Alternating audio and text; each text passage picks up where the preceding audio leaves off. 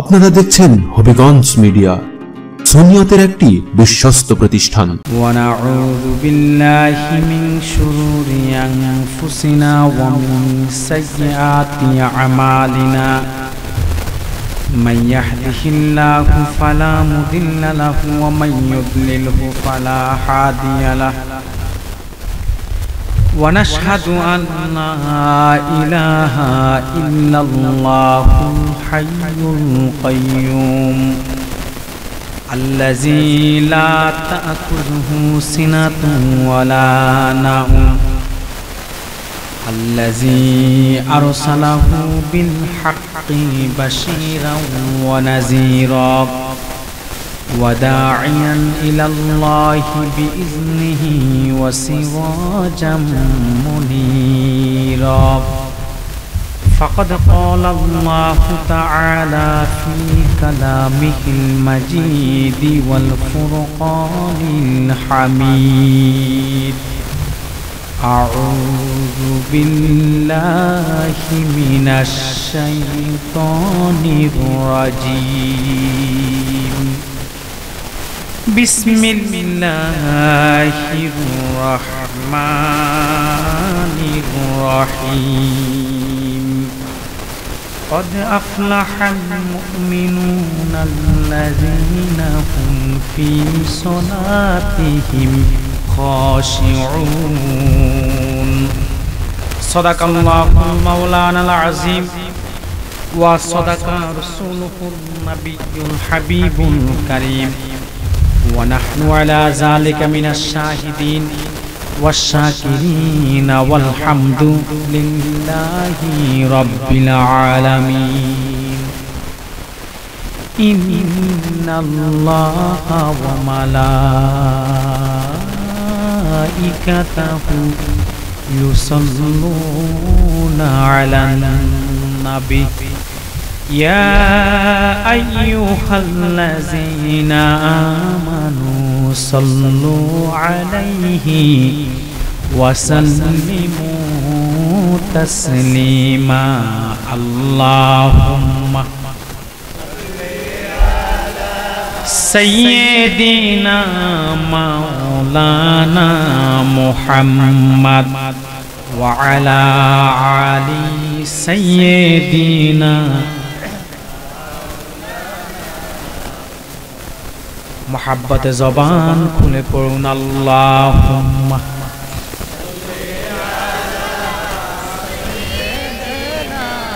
मौलाना मुहम्मद व अला आलि सय्यिदीना।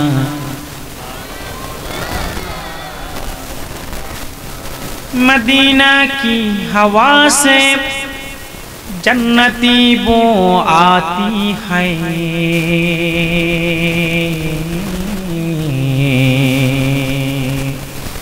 खाके पाके मदीना में नूरे जन्नतों चमकती है। अल्लाहुम्मा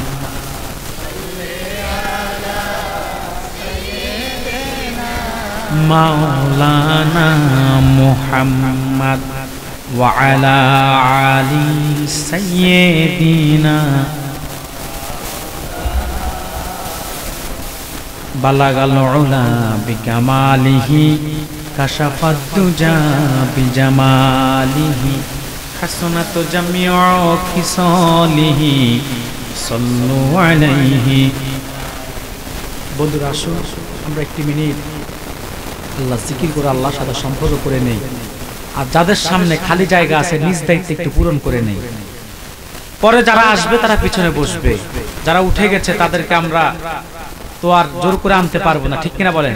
তবে এটা আপনাদের সিলেটের একটা নিয়ম হয়ে গেছে। আমি দেখি বিভিন্ন জায়গায় গেলে বক্তা একজন উঠলে আরেকজন বসতে ভূমিকায় থাকতে থাকতে কিছু মানুষ উঠে যায় আবার আসে, ঠিক কিনা বলেন?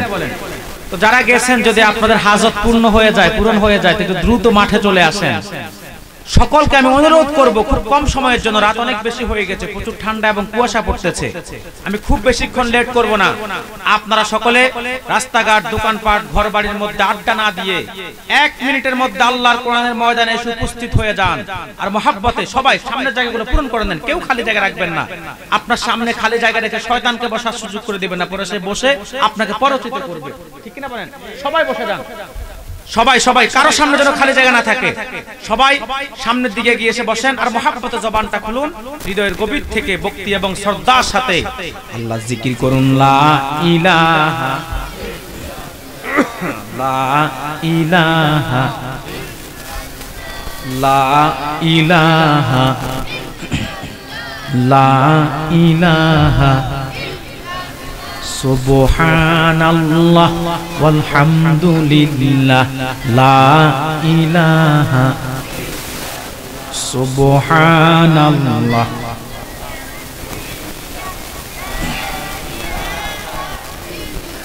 হাসবি রাব্বি জাল্লাল্লাহু মা ফি কলবি গায়রুল্লাহ নূর মুহাম্মদ লা ইলাহা সুবহানাল্লাহ।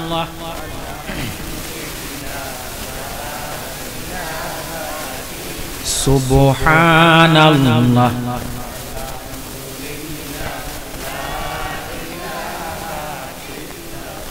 জিকিরে খুদা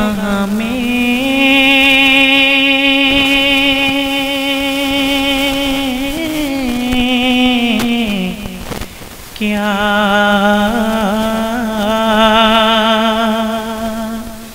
लुत्फ छुपा है मोमिनों की सिवा कोई न जाने। ला इलाहा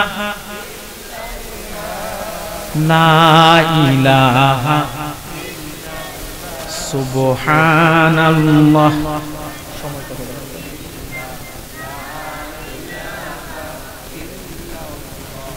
লা ইলাহা ইল্লাল্লাহু মুহাম্মাদুর রাসূলুল্লাহ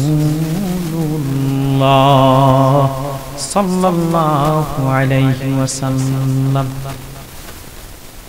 সুলতানে বাঙ্গাল হযরত শাহজালালের পুণ্যভূমি শামসুল উলামা আল্লামা সাহেব কিবলা ফুলতুলি রহমাতুল্লাহ আলাইহির আবাদকৃত বাংলার ঐতিহ্যবাহী অঞ্চল চায়ের দেশ সিলেটের হবিগঞ্জ জেলার নবীগঞ্জ উপজেলাধীন হৈবরতপুর গ্রামবাসী সকল মুদ্দেগানের ইসারা সাউ উপলক্ষে আয়োজিত আজকের চতুর্থ বার্ষিক ইসলামী সুন্নি মহাসম্মেলন 2021-এর সম্মানিত সভাপতি হযরত মাওলানা শাকিল আহমদ সাহাব বারাকাল্লাহু ফি হায়াতিহি, সকলে বলি আল্লাহুম্মা আমিন। সম্মানিত প্রধান অতিথি, ফুলতলি দরবারের উজ্জ্বল নক্ষত্র আল্লামা সাহেব কিবলা ফুলতুলি রহমতুল্লাহ আলাইহির যোগ্য সুরি মুফাসসিরে কোরআন হযরত শাহজালাল দারুস সুন্নাত ইয়াকুবিয়া কামিল মাদ্রাসার সম্মানিত প্রিন্সিপাল আল্লামা আলহাজ হযরত মাওলানা কমরউদ্দিন চৌধুরী সাহাব বারাকাল্লাহু ফি হায়াতিহি, বলি আল্লাহুম্মা আমিন। দীর্ঘক্ষণ কথা বলেছেন আমার অত্যন্ত প্রিয় ব্যক্তি, বাংলাদেশ বেতার টেলিভিশন ইসলামী আলোচক মুফাসসিরে কোরআন হযরত মাওলানা মুফতি আবুল ফজল হবিগঞ্জি সাহেব সহ উপস্থিত হাজারাত উলামায়ে কেরাম, তোলাবায়ে ইজাম, দূর কাছ থেকে আগত ইসলাম প্রেমিক, নবী প্রেমিক, কোরআন প্রেমিক আমার ইমানদার মুসলমান ভাই বন্ধুগণ, বাবার বয়সী বৃদ্ধ মুরব্বী বাবারা, তারুণ্যের উচ্ছ্বাস উদ্দীপনায় ভরপুর অন্যায় ও অসত্যের বিরুদ্ধে বলিষ্ঠ কণ্ঠস্বর আমার কলিজার টুকরা যুবক ভাইয়েরা, জাতির শ্রেষ্ঠ সন্তান ওলামায়ে কেরাম, বিভিন্ন স্কুল কলেজ ইউনিভার্সিটি ছাত্র বন্ধুগণ, পর্দার অন্তরালে অবস্থিত আমার অবলা সরলা সতীসাধ্বী দিনদার ইমানদার নেককার সলেহা মা ও বোনেরা, সকলকে অন্তরস্থল হৃদয়ের গভীর থেকে জ্ঞাপন করছি মুবারকবাদ। সবটুকু শুকরিয়া আদায় করছি আল্লাহ সুবহানাহু ওয়া তাআলার জন্য, যে মহিয়ান গরিয়ান সর্বশক্তিমান আল্লাহ গফুরুর রহিম আমাদেরকে দুনিয়ার শত ব্যস্ততাকে উপেক্ষা করে দুনিয়াবি অশ্লীল কার্যকলাপের মধ্যে লিপ্ত না রেখে, দুনিয়াদারদের মতো রাস্তাঘাটে চায়ের স্টলে ঘুরে বেড়ায় না রেখে, একমাত্র কেবলমাত্র আল্লাহর কোরআনের অমীয় সুদা হেদায়েতের বাণী শ্রবণ করার লক্ষ্যে আজকের মুবারক এই মাহফিলে আসার বসার তৌফিক ভিক্ষা দান করেছেন। সেজন্য আসুন আমরা সকলে একবার হৃদয়ের সবটুকুন আবেগ অনুভূতিকে উচ্ছ্বাস করে, দিল মন উজাড় করে, অবনত চিত্তে সমবেত কণ্ঠে রাতের নিস্তব্ধতাকে ভঙ্গ করে সিংহের ন্যায় গর্জন দিয়ে বলি আলহামদুলিল্লাহ।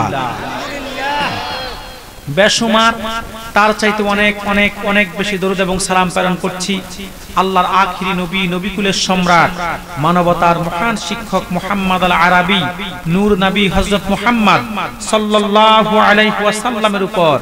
আল্লাহ পাক যাকে আজ থেকে ১৫০০ বছর আগে পবিত্র রবিউল আউয়াল মাসে পবিত্র মক্কা নগরীতে পিতা আব্দুল্লাহ এবং মা আমেনার কোল ঘেঁষে গোটা জগৎবাসীর জন্য রহমত হিসেবে প্রেরণ করেছেন, বিনা দরখাস্তে আমাদেরকে রাহমাতুল লিল আলামিনের উম্মত হিসেবে কবুল ও মঞ্জুর করেছেন। শুকরিয়া তান আমরা আরেকটি বার বলছি আলহামদুলিল্লাহ। সম্মানিত সুধী, আমি সোশ্যাল মিডিয়ায় দেখেছি সেই দুপুর ২টা থেকে আপনাদের প্রোগ্রাম শুরু হয়েছে, ঠিক কিনা বলেন? তো ২টা থেকে ১২টা পর্যন্ত আপনারা অনেক ওলামায়ে কেরামদের জবান থেকে তিনাদের ঈমান দীপ্ত সারগর্ব বক্তব্য শুনেছেন আলহামদুলিল্লাহ। রাত শেষ গভীর হয়ে গেছে, যখন আপনারা বিদায় নেওয়ার কথা তখন আমি এসেছি, ঠিক কিনা বলেন? তবে আমি কিন্তু আগেই এসেছি।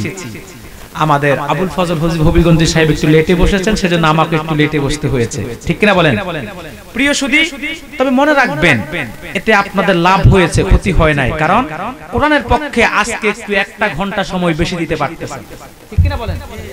মনে রাখবেন মুসলমান, কোরআনের পক্ষে যতক্ষণ সময় দিবেন, শ্রম দিবেন, ঘাম ঝরাবেন, ততক্ষণই আল্লাহর পক্ষ থেকে রহমত এবং বরকতের ভাগীদার হতে থাকবেন। সুবহানাল্লাহ বলেন। এই ছাড়া নেতার পক্ষে, নেত্রীর পক্ষে, দলের পক্ষে নিজের কাজ নিয়ে যতই সময় ব্যয় করেন কোনো লাভ নাই, কোনো সওয়াব নাই। আল্লাহর কোরআনের পক্ষে 1 মিনিট সময় বেশি দিবেন, সেটাই নাজাতের জন্য ওসিলা হয়ে যেতে পারে, ঠিক কিনা বলেন? প্রিয় সুধী, সেজন্য একটু লেট হচ্ছে মাহফিল, আজকে একটু লেটে হবে, শেষ হবে, এতে লস হয় না, এটা লাভ হয়েছে, ঠিক কিনা বলেন? কারণ এই যে মজলিসটা, এই মজলিসটার মধ্যে রহমত এবং বরকত বর্ষিত হতে আছে। সুবহানাল্লাহ বলবেন? ভাইরা আমার, ইমানদার যখন কোরআন শিখতে বসে যায়, দিন শিখতে যখন ইমানদার বসে যায়, আল্লাহ রাব্বুল আলামিনের পক্ষ থেকে তার উপর রহমত বর্ষণ হতে থাকে। সুবহানাল্লাহ বলবেন না? শুধু তাই নয়, আমার মহান মালিক তার মর্যাদাকে এতটুকুন ভুলন্ডিত করে দেন, সে যখন কোরআন শোনার জন্য বসে যায়, আল্লাহ নূরের ফেরেশতারা চতুর্দিকে বেষ্টন করে রাখেন। সুবহানাল্লাহ বলবেন না? মুসলমান এখানে বসে আছেন, যতক্ষণ পর্যন্ত বসে কোরআন শুনবেন ততক্ষণ পর্যন্ত প্রতিটি শ্বাসেরই বিনিময়ে আল্লাহ তাআলা 10টি করে নেকি দান করবেন। যতক্ষণ বসে বসে কোরআন শুনবেন ততক্ষণ পর্যন্ত আল্লাহ রাব্বুল আলামিন ঈমানকে বৃদ্ধি করে দিবেন, তার মানে ঈমানকে তাজা করে দিবেন। সুবহানাল্লাহ বলবেন না? মুসলমান, কোরআন শুনলে কত লাভ! আল্লাহ তাআলা কোরআনুল কারীমের সূরা আনফালের মধ্যে বলেন, ইন্নামাল মুমিনুনা আল্লাযীনা ইযা যুকিরাল্লাহু ওয়াজিলাত কুলুবুহুম ওয়া ইযা তুলিয়াত আলাইহিম আয়াতুহু যাদাতুহুম ঈমানাও ওয়া আলা রাব্বিহিম ইয়াতাওয়াক্কালুন। সুবহানাল্লাহ বলবেন না? আল্লাহ তাআলা বলেন, ইন্নামাল মুমিনুনা আল্লাযীনা ইযা যুকিরাল্লাহ, নিশ্চয় পরিপূর্ণ মুমিন তো তারা যখন তাদের সামনে আল্লাহ জিকির হয়। বলুন তো কাজ জিকির? আল্লাহ জিকির হয়। এই জিকির কোন জিকির? ইমাম ইবনে কাসির ব্যাখ্যা করেন তাফসীরুল কুরআনিল আযীমের মধ্যে, আই ইযা যুকিরা ইনদাহুম আহকামুল্লাহ, যখন তাদের সামনে আল্লাহর বিধানগুলো তুলে ধরা হয়। অজিলাত কুলুবুহুম, আই খাফাত কুলুবুহুম, সেই জিকিরকে এমবেস করার জন্য, আলিঙ্গন করার জন্য, মেনে নেওয়ার জন্য পরিপূর্ণ মুমিনের অন্তরটা আল্লাহর ভয়ে নরম হয়ে যায়। ওয়া ইযা তুলিয়াত আলাইহিম আয়াহ, আর যখন তাদের সামনে আল্লাহর কোরআনের তেলাওয়াত হয়, যাদাতুহুম ঈমানা, আল্লাহ রাব্বুল আলামিন তাদের ঈমান বৃদ্ধি করে দেন। এখন একটা প্রশ্ন আসে মুসলমান, ইমান বাড়ে কিনা, ইমান কমে কিনা? কিনা বলেন, ইমান বাড়ে কিনা, ইমান কমে কিনা? এই ব্যাপারে মত পার্থক্য আছে। আমাদের মাযহাবের ইমাম যিনি ইমাম আবু হানিফা রাহমাতুল্লাহ আলাইহি, তিনার মতে ইমান বাড়েও না, ইমান কমেও না। আবার আমাদের হাদিসের ইমাম যিনি ইমাম বুখারী রাহমাতুল্লাহ, তিনার মতে ইমান বাড়েও, ইমান কমেও। হ্যাঁ, কমেও। এখন দুই ইমামের দুই মত, একজনের মতে বাড়েও না, কমেও না, আরেকজনের মতে বাড়েও, কমেও। দুই ইমামের দুই মত, একজন হাদিসের ইমাম আর একজন মাযহাবের ইমাম। এখন দুই ইমামের মধ্যে যে মত পার্থক্য হলো, এই মত পার্থক্যের সলিউশন কি, সমাধান কি? সমাধান হলো এই, আসলুল ঈমান, ঈমানের মূল সবার সমান।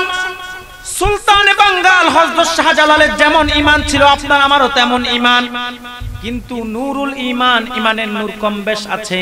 শাহজালালের ঈমানে যেমন নূর ছিল, আপনার আমার ঈমানে তেমন নূর নাই। শাহজালালের ঈমানে এত নূর ছিল, সেজন্যই তো তার আঙ্গুলের ইশারায় গৌর গোবিন্দের প্রাসাদের সামনের 1000 মণ ওজনের পাথরটা সরে গিয়েছে। আর আপনার আমার আঙ্গুলের ইশারায় নাকের ডগার মশাটাও সরে না। ঠিক কিনা বলেন? যুবকরা, তোমরা কুয়াশা খাচ্ছ, তারপরও মাঠে বসতে রাজি নাই। প্রিয় সুধী, এই কুয়াশার মধ্যে আমার লাখ টাকা দিল, আমি দাঁড়াবো নাকি?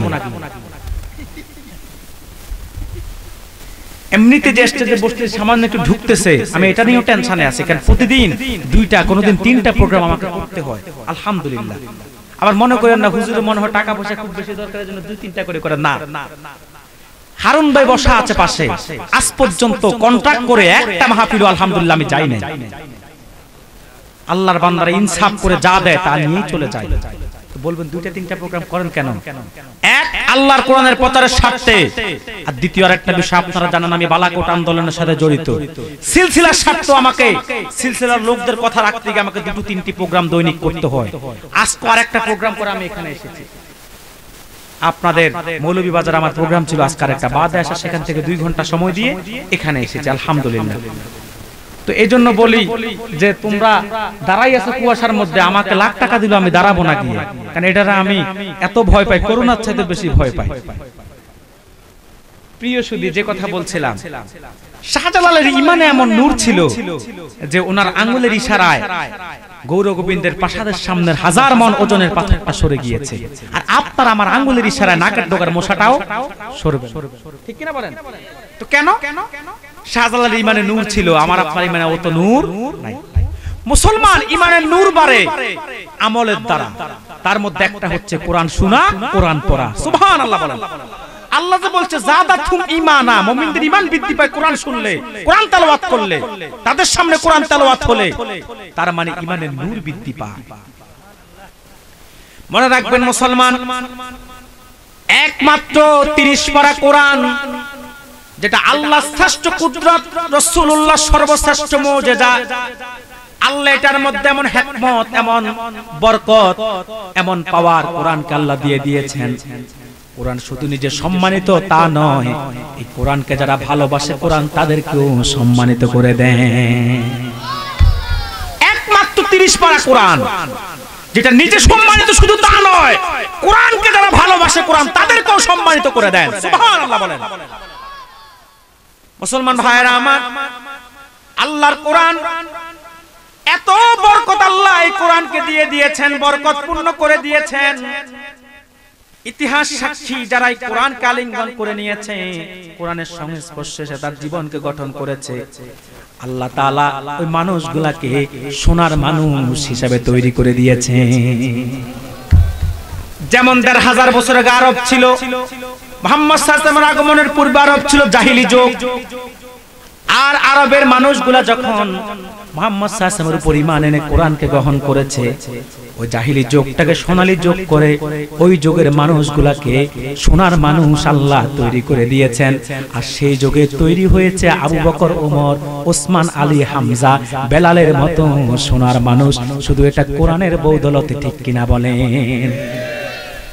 আজ যদি আমরা আমাদের হেদায়েতের মহাগ্রন্থ কোরআনকে ভালোবেসে, এই কোরআনকে আলিঙ্গন করে নিয়ে কোরআনের সংস্পর্শে এসে ফাহাল্লা হালালাহু ওয়া হারামা হারামাহু, কোরআন যা কিছু হালাল করেছে তা হালাল হিসেবে গ্রহণ করে, যা কিছু হারাম করেছেন তা হারাম হিসেবে বর্জন করে যদি কোরআন অনুযায়ী জীবনটা গঠন করতে পারি, এই যুগও আমরা সোনার মানুষ হতে একটুও সময় লাগবে না।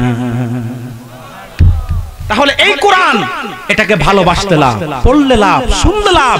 এই কোরআনের পক্ষে শ্রম ঘাম যতক্ষণ দিবেন ততক্ষণ পর্যন্ত মার্সি এবং প্রেসি, রহমত এবং বরকত দিয়ে আল্লাহ ভান্ডারকে ভরপুর করে দিবেন। সুবহানাল্লাহ। মুসলমান কোরআনকে যারা ভালোবেসেছে, ইতিহাস সাক্ষী, সিনায় ধারণ করেছে, আল্লাহ তাআলা তাদের জন্য জাহান্নামের আগুনকে হারাম করে দিবেন। এটা আমার কথা নয়, রাসূলুল্লাহর হাদিস। এই কোরআনকে যারা সিনায় ধারণ করে কোরআন অনুযায়ী আমল করবে, আল্লাহ জাহান্নামের আগুনটাকে স্পর্শ করবে না। আমি দেখেছি আউলিয়া কেরামের জীবনী খুঁজে দুনিয়ার আগুনে স্পর্শ করে না। দিল্লিতে একবার শাহ ওয়ালিউল্লাহ মুহাদ্দিস দেহলভির সময়ে এক খ্রিস্টান পাদ্রী চ্যালেঞ্জ করেছিল মুসলমানদেরকে যে মুসলমান তোমরা কোরআনকে আগুনে দাও, আমি বাইবেলকে আগুনে দিব। নাজুবুল্লাহ বলবেন একটা কেমিক্যাল আছে আগুন নির্ধারক। যেমন আপনারা যারা হজ করতে গিয়েছেন, মিনাতে যে তাবুগুলো আছে এগুলাতে আগুন ধরে না, কেমিক্যাল দেওয়া আছে। খ্রিস্টান পাদ্রী চেয়েছিল বাইবেলের মধ্যে কেমিক্যাল দিব আর আগুনের মধ্যে দিব, বাইবেল জ্বলবে না, মুসলমানের কোরআন জ্বলে যাবে, এটা মিথ্যা হয়ে যাবে। নাউজুবিল্লাহ বলেন। মুসলমানরা ভয় পেয়ে গেলেন, চ্যালেঞ্জ গ্রহণ করবে কি করবে না। এই খবর চলে গেল শাহ ওয়ালিউল্লাহ মুহাদ্দিস দেহলভির কাছে। শাহ ওয়ালিউল্লাহ মুহাদ্দিস দেহলভি আল্লাহর কোরআনকে বুকে নিয়ে দিল্লিতে আসলেন আর খ্রিস্টান পাদ্রীকে পাল্টা চ্যালেঞ্জ করলেন। শাহ ওয়ালিউল্লাহ মুহাদ্দিস দেহলভি বলল, খ্রিস্টান পাদ্রী তুমি চ্যালেঞ্জ করেছো কোরআন এবং বাইবেলকে আগুনে দিবে, আমি তোমাকে পাল্টা চ্যালেঞ্জ করছি, যদি তোমার হিম্মত থাকে তুমি বাইবেলকে বুকে নিয়ে আগুনে ঝাঁপ দাও, আমি কোরআনকে বুকে নিয়ে আগুনে ঝাঁপ দিব। তুমি আর তোমার বাইবেল জ্বলবে, কোরআন বুকে থাকার কারণে কোরআন তো জ্বলবে না, আগুন আমার একটা পশম তো স্পর্শ করবে না, করবে না, করবে না। সুবহানাল্লাহ বলেন।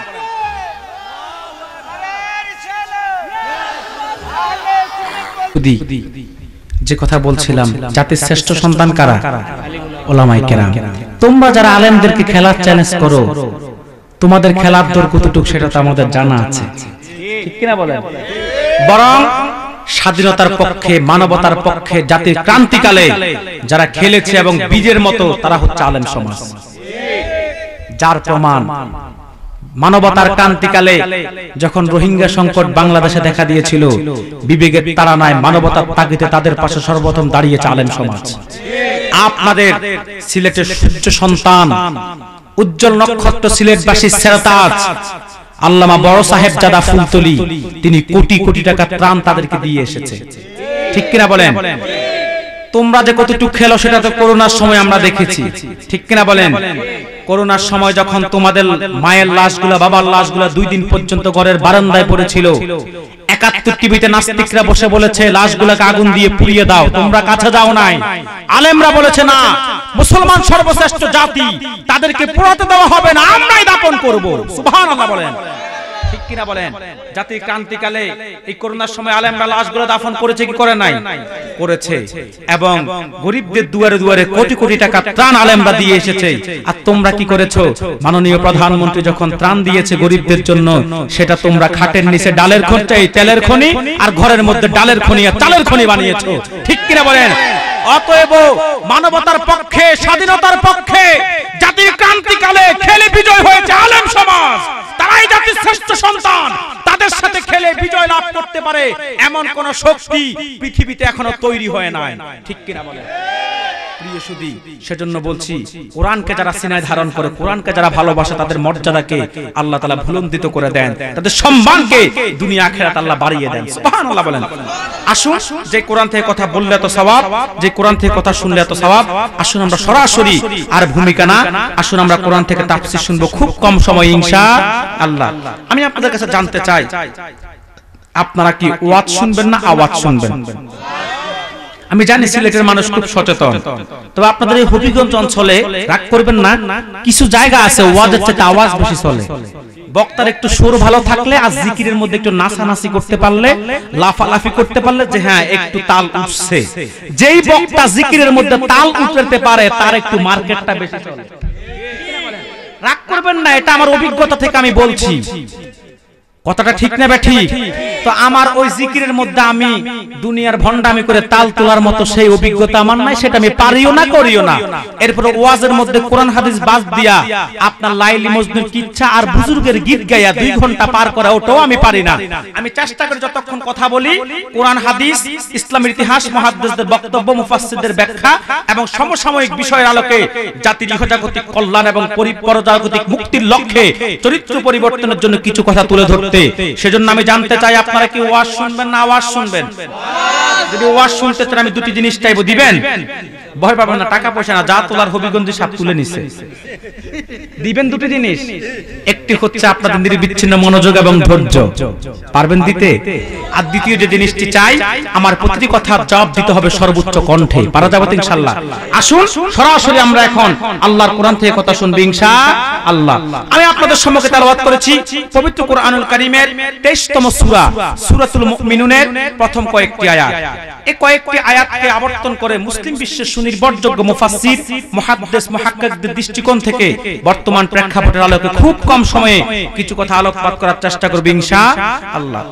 মুসলমান, এই যে কোরআনুল কারীম সূরাতুল মুমিনুন, এই সূরাতুল মুমিনুনের প্রথম 10টি আয়াতের মধ্যে আল্লাহ তাআলা সফল মুমিনদের গুণাবলী আলোচনা করেছেন। সুবহানাল্লাহ বলবেন না? কোন মুমিন? সফল মুমিনদের। আমি এক এক করে সেগুলা কোরআন থেকে তুলে ধরবো, আপনি মিলিয়ে দেখবেন আপনার জীবনের সাথে যে আপনি কতটুকু সফল হয়ে গেছেন আর কতটুকু ব্যর্থ রয়ে গেছেন। ঠিক কি না বলেন?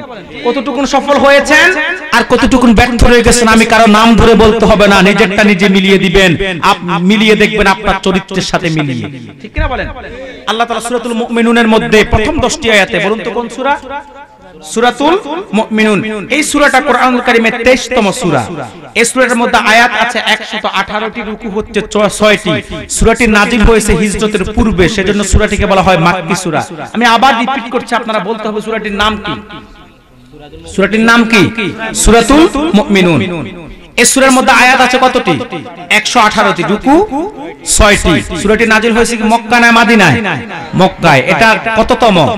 23তম। কততম? আমরা আজকে সূরা মুমিনুনের প্রথম 10 আয়াতের আলোকে কথা শুনব ইনশাআল্লাহ। খুব কম সময়ে, যত সংক্ষেপে করা যায়। আল্লাহ তাআলা বলেন, কদ আফলাহাল মুমিনুন, নিশ্চয় সফল কাম হয়ে গেছে মুমিনরা। কারা বলেন? আল্লাযিনা হুম ফি সালাতিহিম খাশিউন, যারা তাদের নামাজের মধ্যে বিনয়ী। সুবহানাল্লাহ বলেন। আল্লাহ কাদেরকে সফল বলছেন? যেটা বলেন মুমিনদেরকে। পৃথিবীতে এমন কোন মানুষ না যে সফলতা চায় না। ঠিক কি না বলেন? সবাই সফলতা চায়, শুধু মানুষ না, ইতর পানির দিকে তাকালে দেখবেন সেও সফলতা চায়। ঠিক কি না বলেন? যেমন একটা বানর গাছে উঠতে চায়, একবার পারে না, 2 বার চেষ্টা করে, 2 বার না পারলে 3 বার, 4 বারের সময় যখন উঠে শেষ, তার কাজে সফল। ঠিক কি না বলেন? মাকড়সা জাল বুনন করে, এত চমৎকার করে। আপনাদের শাহজালাল প্রযুক্তি বিশ্ববিদ্যালয়ের সব ইঞ্জিনিয়ার এক হয়েও মাকড়সা জালের মতো একটা জাল বুনন করতে পারবে না, তার কাজে সে সফল। ঠিক কি না বলেন? মৌমাছি মৌচাক নির্মাণ করে, এত চমৎকার করে ত্রিভুজ আকৃতিতে এত সুন্দর মৌচাক নির্মাণ করে, যেটা সহজে ভেঙেও পড়ে না, ঝুলন্ত অবস্থায় থাকে। এই যে তার কাজে সে সফল। ঠিক কিনা বলেন? বাবুই পাখি শূন্যের উপর 7 তলা বিশিষ্ট তার বাসা বুনন করে, ঝড় তুফানে এদিক থেকে ওদিক নড়ে চড়ে, কিন্তু কোন ঝড় তুফানে বাবু পাখির বাসাটা ভাঙে না। এমন শক্ত মজবুত ভাবে সে তার বাসাটা বুনন করে, তার কাজে সে সফল। ঠিক কিনা বলেন? আল্লাহ সর্বশ্রেষ্ঠ সৃষ্টি, আশরাফুল মাখলুকাত, মানুষও তার ব্যতিক্রম নয়। মানুষও সফলতা চায়, কিন্তু বড় হতভাগ্য জাতি হচ্ছে মানুষ, যারা সফলতা চায় ঠিক, কিন্তু সফলতা কোন পথে সেটা তারা বোঝে না। ঠিক কিনা বলে? যেমন আপনি যদি একজন রিকশা চালককে জিজ্ঞেস করেন, ভাই তোমার জীবনে সফলতা কি? বলবে, আমি একটা র্যান্ট ট্যাকারের মালিক হব, তার মানে একটা দামি গাড়ি কিনব। ঠিক কি না বলেন? আপনি যদি একজন চাকরিজীবীকে জিজ্ঞেস করেন, ভাই তোমার জীবনে সফলতা কি? বলবে, আমার ডিপার্টমেন্টের সর্বোচ্চ পদে পদোন্নতি হওয়া। ঠিক কি না বলেন? আপনি যদি একজন ব্যবসায়ীকে জিজ্ঞেস করেন, ভাই তোমার জীবনে সফলতা কি? বলবে, পুঁজি কম লাভ বেশি। ঠিক কি না বলেন? আপনি যদি একজন রাজনীতিবিদকে জিজ্ঞেস করেন, ভাই তোমার জীবনে সফলতা কি? বলবে মন্ত্রী কমসে কম এমপি হওয়া, ঠিক কিনা বলেন?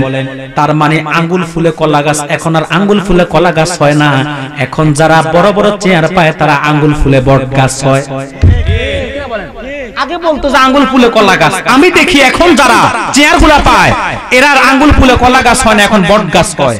রাস্তার আপনার কি কয় যে রিলিফের চাল ডাল টিন, রাস্তার ইট আর কালভার্টের রডের বদল বাঁশ দিয়া নিজের এক একজন আঙ্গুল ফুলার কলা গাছ না বট গাছ হয়ে যায়, ঠিক কিনা?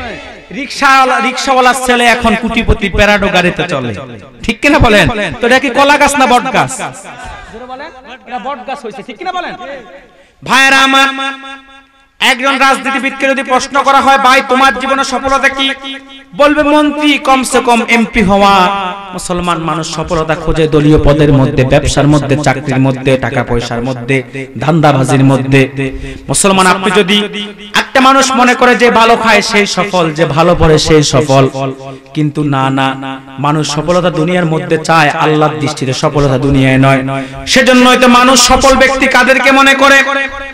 আপনি যদি বিশ্ব ব্যাংকে গিয়ে জিজ্ঞেস করেন এই পৃথিবীর মধ্যে বর্তমানে সবচাইতে সফল ব্যক্তিকে, তারা বলবে, চোখ বন্ধ করে বলে দিবে বিল গেটসের নাম, কারণ বিল গেটস বর্তমানে সেরা ধনী, ঠিক না বলেন? সে এত ধনী, সে ছিল ফকিন্নির বাচ্চা। কি ছিল? ফকিন্নির বাচ্চা, টোকাই ছিল। টোকাই চিনেন? জোরে বলেন। টোকাই ছিল, মাইক্রোসফটের কোম্পানির ব্যবসা করে আজকে সে পৃথিবীর সেরা ধনী। কত বড় ধনী! অর্থনীতিবিদদের মতে তার কাছে এত সম্পদ আছে যেটা দিয়ে বাংলাদেশের 10 বছরের বাজেট চলবে। একজন ব্যক্তির পয়সা দিয়ে 10 বছর একটা দেশের বাজেট চলবে।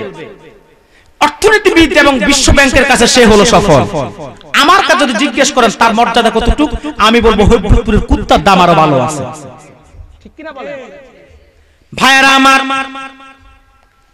আমার, আপনি যদি একজন রাজনীতিবিদকে জিজ্ঞেস করেন ভাই এই পৃথিবীতে বর্তমানে সবচেয়ে সফল ব্যক্তিকে কার নাম বলবে, এতদিন বলছে ডোনাল্ড ট্রাম্পের নাম, এখন বলবে জো বাইডেনের নাম, ঠিক কিনা বলেন? কারণ Donald Trump United states of America, যুক্তরাজ্যের প্রেসিডেন্ট, পৃথিবীর সবচেয়ে সুপ্রিম পাওয়ার যাদের কাছে, ক্ষমতাধর রাষ্ট্র আমেরিকা। আমেরিকার প্রেসিডেন্ট যে হবে তাকে মানুষ মনে করে সবচেয়ে সফল ব্যক্তি, ঠিক কিনা বলেন? তো এতদিন ছিল কে? ডোনাল্ড ট্রাম্প, এখন জো বাইডেন। ক্ষমতা এমন এক জিনিস, এটা গেলে আর মানুষের 2 পয়সার দামও থাকে না, ঠিক কিনা বলেন? দেখেন না ডোনাল্ড ট্রাম্পের যখন ক্ষমতা হারাচ্ছে, তার ফেসবুকে দেখলাম তার বউ নাকি তাকে ছেড়ে চলে যেতে চাইছে, ওয়াইফাই পাসওয়ার্ডটা খুঁজেও পায় না, ঠিক কিনা বলেন?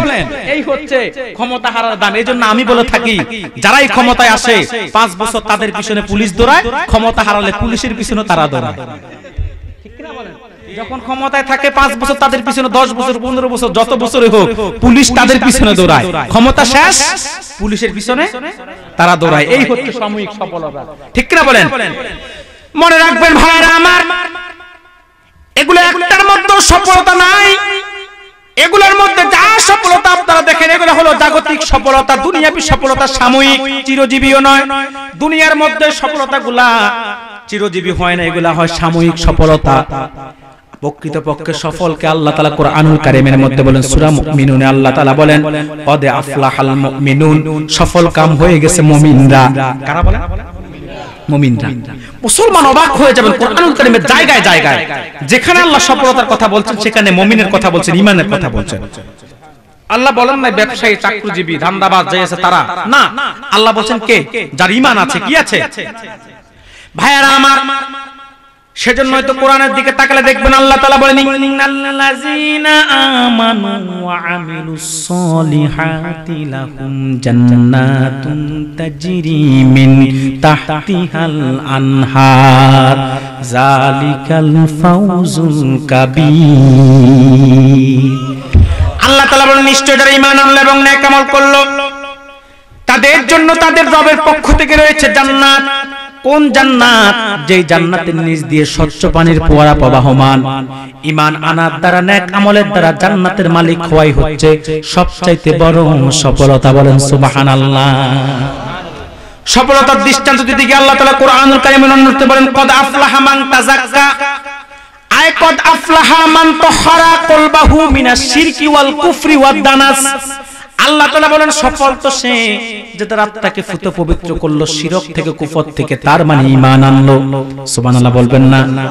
আল্লাহ তাআলা অন্যত্রে বলেন হুদাল লিল মুত্তাকিন আল্লাযীনা ইউমিনুনা বিল গায়বি ওয়া ইউকিমুনাস সালাতা ওয়া মিম্মা রাযাকনাহুম ইউনফিকুন ওয়াল্লাযীনা ইউমিনুনা বিমা উনজিলা ইলাইকা ওয়া মা উনজিলা মিন ক্বাবলিক ওয়া বিল আখিরাতি হুম ইউকিনুন উলাইকা আলা হুদাম মির রাব্বিহিম ওয়া উলাইকা হুমুল মুফলিহুন।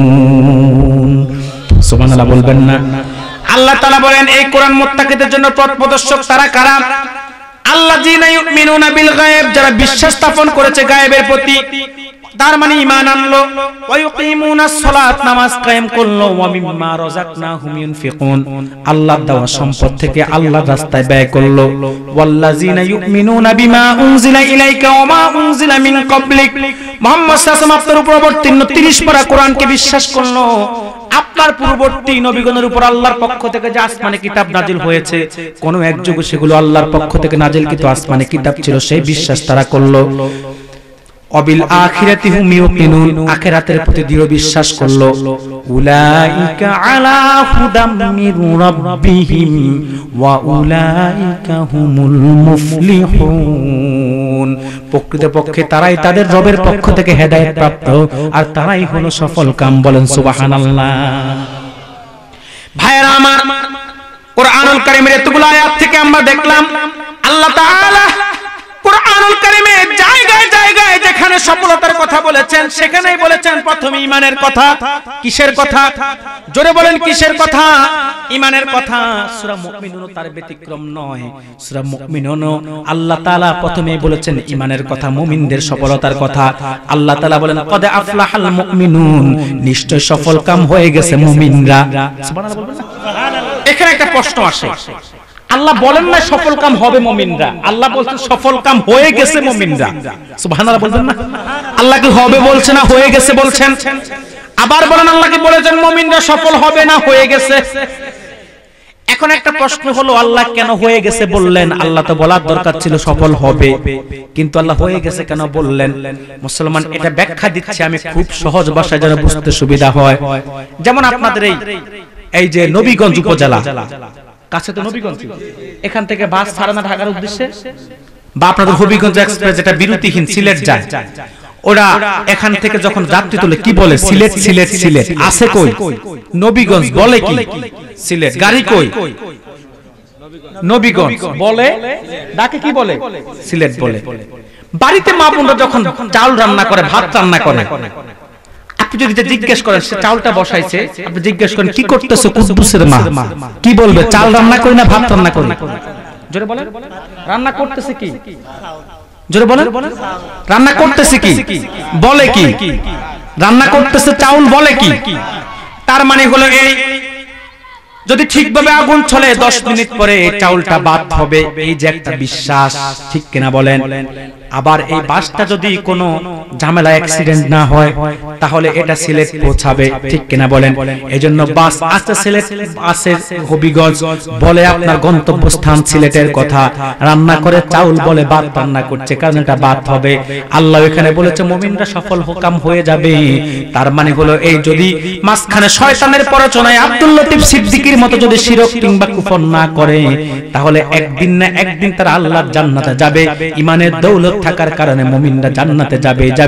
এজন্য আল্লাহ তাদেরকে সফল কাম হবে বলেন নাই, আল্লাহ বলেছেন তারা সফল হয়ে গেছে, কারণ তারা ঈমানের দৌলতকে অর্জন করেছে। বলেন সুবহানাল্লাহ।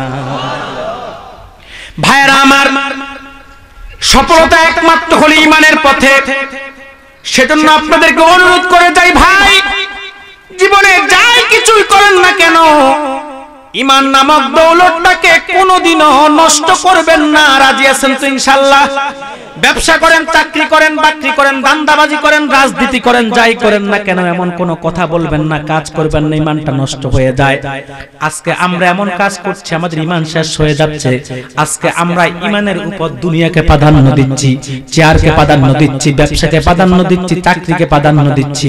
না না মুসলমান, মনে রাখবেন ঈমান এমন একটা দামি সম্পদ, এটা যার কাছে আছে সে হলো সফল, এটা যার কাছে নাই সে ব্যর্থ, এটা যার কাছে আছে সে সফল। কেমন সফল, কেমন সফল? মুসলমান মনে রাখবেন একমাত্র ঈমান এমন একটা দামি সম্পদ, এই সম্পদ যার কাছে থাকবে তার কিসমতে আল্লাহর শ্রেষ্ঠ নিয়ামত, সর্বশ্রেষ্ঠ নিয়ামত জান্নাতটা তার নসিবে জুটবে। একমাত্র ঈমান নামক ফুজি যার থাকবে তার কিসমতে জান্নাত নামক সর্বশ্রেষ্ঠ নিয়ামতটা তার কিসমতে জুটবে। সুবহানাল্লাহ বলেন। ঈমান যদি থাকে মুসলমান, আমল যদি একটু কম হয়, আল্লাহ জান্নাত একদিন পাবেনই পাবেন, এটা আল্লাহ তার হাবিবের সঙ্গে ওয়াদা দিয়েছেন। কুরআন সাক্ষী, আল্লাহ তাআলা বলেন ওয়াদ-দুহা ওয়াল-লাইলি ইযা সাজা মা ওয়াদ্দাআকা রাব্বুকা ওয়া মা ক্বালা ওয়ালাল আখিরাতু খায়রুন লাকা মিনাল উলা ওয়ালা সাওফা ইউ'তিকা রাব্বুকা ফাতারদা। আল্লাহ তাআলা বলেন ওয়ালা সাওফা ইউ'তিকা রাব্বুকা ফাতারদা।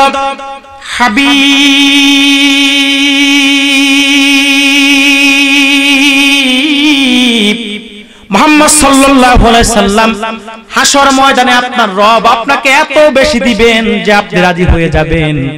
এই আয়াত যখন নাজিল হলো, রাসূলুল্লাহ দৌড়িয়ে সাহাবায়ে কেরামদের কাছে আসলো আর বলল, সাহাবায়ে কেরাম, আল্লাহ আমার সঙ্গে ওয়াদা দিয়েছেন হাসর ময়দানে এত বেশি আমাকে দিবেন যে আমি রাজি হয়ে যাব।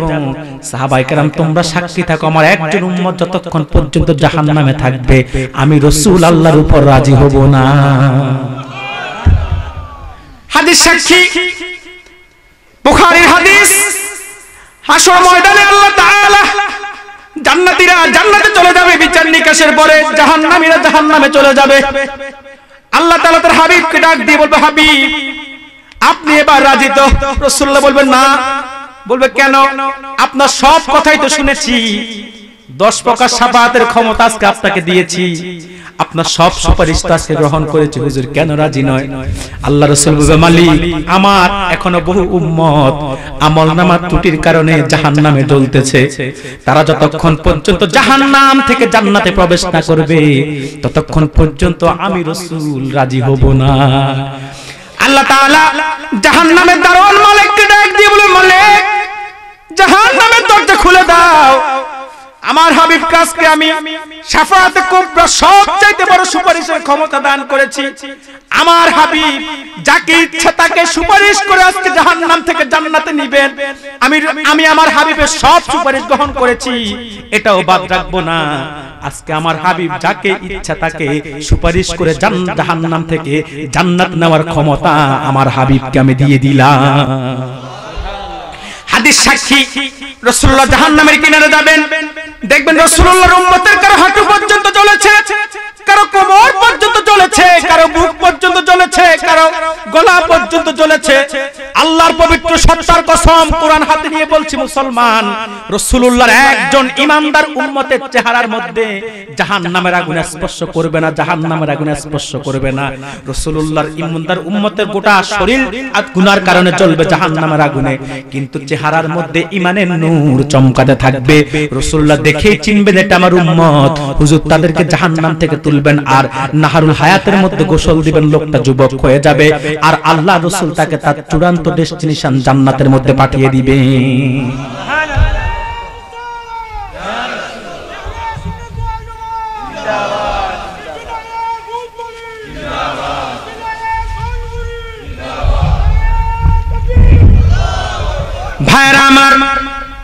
ভাইরা আমার, আল্লাহ রাসূল ঈমানদারদেরকে চিনবেন, আমলনামার কারণে তারা জাহান্নামে জ্বলবে, কিন্তু ঈমানের নূর চেহারার মধ্যে চমকাতে থাকবে।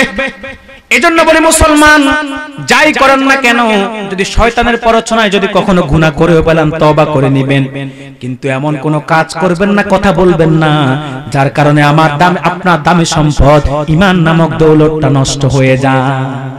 ঠিক কিনা বলেন, ঠিক কিনা বলেন? সব সময় আল্লাহর কাছে দোয়া করবেন, যখনই হাত তুলবেন মালিক তোমার কাছে ফরিয়াদ, জীবনের শেষ দিনটা পর্যন্ত ঈমানের উপর অটল রাখবে। এই দোয়াটা সব সময় আল্লাহর কাছে করবেন।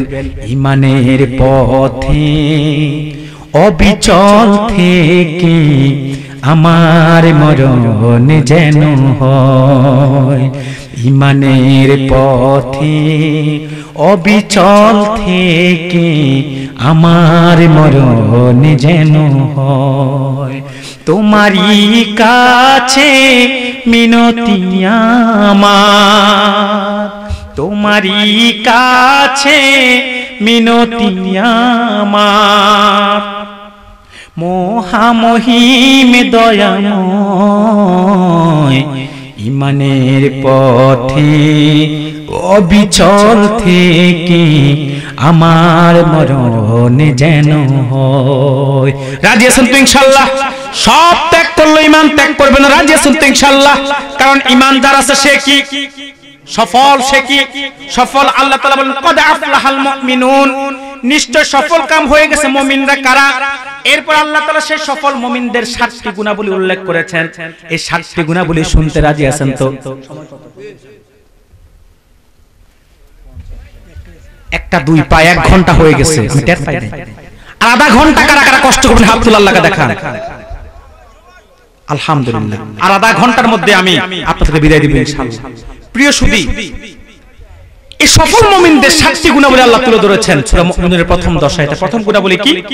আল্লাযিনা হুম ফি সালাতিহিম খাশিউন। তাদের প্রথম গুণাবলী হচ্ছে তারা নামাজের মধ্যে হবে বিনয়ী। কি হবে? জোরে বলেন, বিনয়ী হবে। আজকে তো আমরা নামাজে বিনয়ী না, ঠিক কিনা বলেন? সফল মুমিনের প্রথম বৈশিষ্ট্য নামাজে বিনয় হবে। আজকে আমরা নামাজে বিনয়ী না, বরং আমাদের নামাজ দিন দিন আপডেট হচ্ছে। কি হচ্ছে? আপডেট হচ্ছে। সেটা কি? নিজেদের মন মতো করে নামাজ পড়তেছি আমরা। নামাজের মধ্যে দাঁড়াই, নামাজের মধ্যে দাঁড়ালে আমরা যত দ্রুত চেষ্টা করি নামাজ পড়ার জন্য, নাউজুবিল্লাহ বলবেন না, মুসলমান মসজিদে ঢুকলে আমাদের জ্বালা পড়া শুরু হয়ে যায়। যাই সবার শেষে বের হওয়ার জন্য চেষ্টা করি সবার আগে, ঠিক কি না বলেন? এরপর নামাজে দাঁড়াই, 4 রাকাত এশারের ফরজ পড়তে 2 মিনিটও লাগে না, ঠিক কি না বলেন? সেজন্য আমি বলে আগে ছিল ব্লুটুথ, এখন হইছে শেয়ারিং। বাংলাদেশের মুসলমানদের নামাজ তার চেয়ে তারা দ্রুত গতিতে চলছে। 3G 4G পার হয়ে এটা 5G গতিতে চলে, ঠিক কি না বলেন? নামাজ এমন দ্রুত হচ্ছে সমাজে, এটা 3G পার হইয়া এখন তো 4G, এটারও ক্রস করে আরো আগাই গেছে, এই 5G গতিতে চলে। রুকুতে থেকে উঠতে না উঠতে সেজদায় থাপ্পাস করে পড়ে, কি দিল আর কি পড়লো, আবার উঠলো আবার দিল আবার দাঁড়াই গেছে।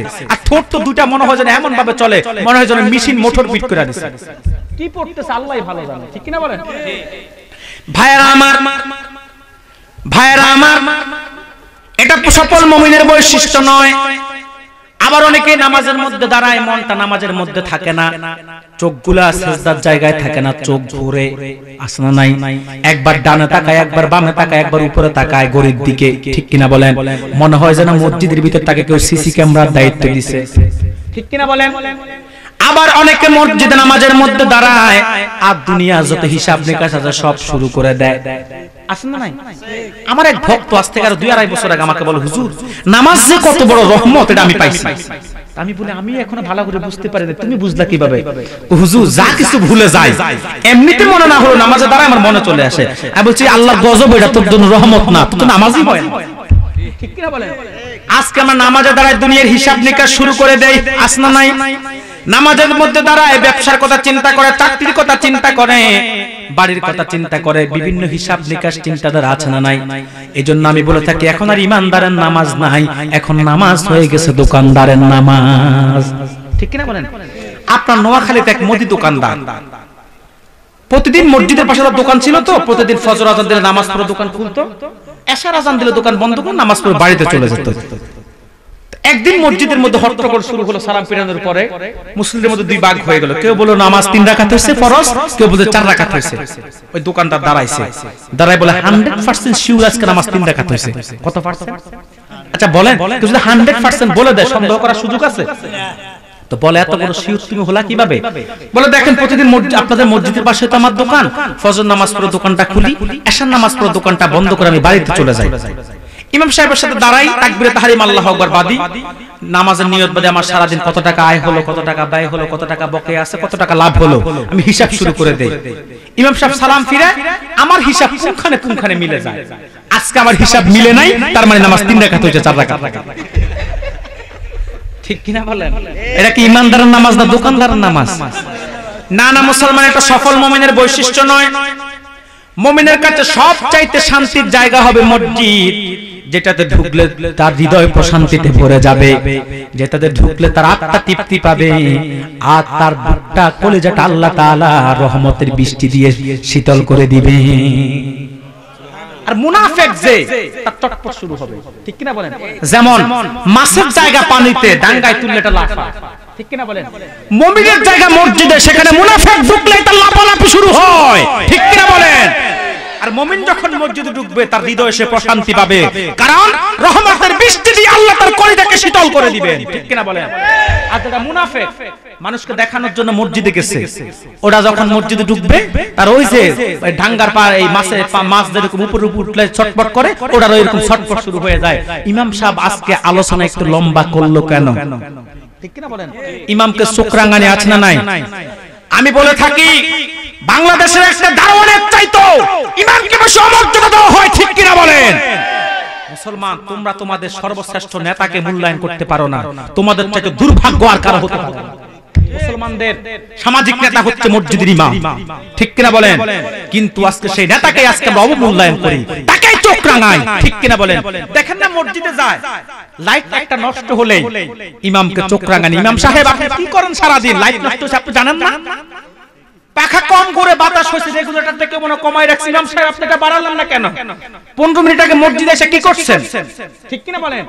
এরপর যদি টাইলসের মধ্যে একটু বালু থাকে তো ইমামের 14 গোষ্ঠী উদ্ধার করে, যা আপনাকে বেতন 3000, বেশি না 3000, এটা দিয়েও মনে হয় কিনে ফেলছে, ঠিক কিনা বলেন? অথচ সে একদিনে খরচ করে 3000, ঠিক কিনা বলেন? ইমামের বেতন আমি মনে করি অন্তত পক্ষে 10 থেকে 15,000 হওয়া দরকার। আপনার 5-7,000 10,000 আপনার সংসার চলে না, ইমামের সংসার চলে কিভাবে? কিন্তু এরপরও সে আপনার থেকে অনেক ভালো আছে, ঠিক কিনা বলেন? একটু টাইলসের মধ্যে ময়লা হল ইমাম সাহেব 3000 টাকা বেতন কি এমনি দেই? এলাকার সব ঘর থেকে চাঁদা তুলে আনে দেই, মসজিদের টাইলসে বালু কেন? তো তুমি যেভাবে ইমামের সাথে আচরণ করো, তোমার তো এরপরে 2 মিনিট পরে নিয়ত বাঁধবা একটা দায়িত্ব বিহাজাল ইমাম বলতে তোমারে কে বলছে? তোমার বলা উচিত একটা দায়িত্ব বিহাজাল গোলাম, ঠিক কিনা বলেন? একটা দায়িত্ব বিহাজাল গোলাম বলা দরকার, ইমাম না, এটা তো গোলামের মতো কাটাচ্ছো। মসজিদের জন্য আলাদা খাদেম রাখো, তুমি সভাপতি, তুমি সেক্রেটারি, মসজিদ পরিষ্কার দায়িত্ব তোমার না, তোমার সভাপতির দায়িত্ব নিলে কেন? ঠিক কিনা বলেন? এরপরে বাজারের একটা দারোয়ানের চাকরি যেতে সময় লাগে, আমার সমাজের ইমামদের চাকরি যেতে সময় লাগে।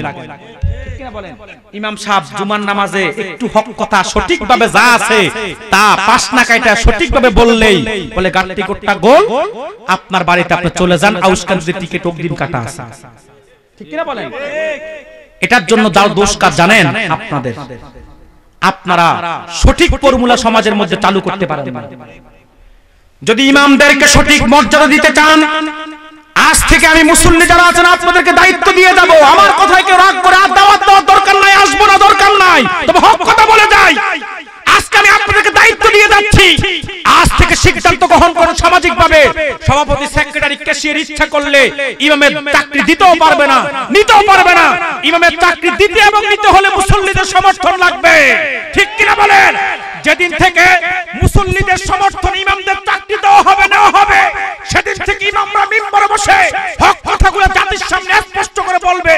যেদিন থেকে বাংলার প্রতিটি মসজিদের ইমাম হক কথা বলবে, তারপর দিন যে সূর্যটা পূর্বকে উঠবে সেটা কালিমার পতাকা মুখে নিয়ে উঠবে, আর বাংলার সংসদেও কালিমার পতাকা উড়ে যাবে, ঠিক কিনা বলেন?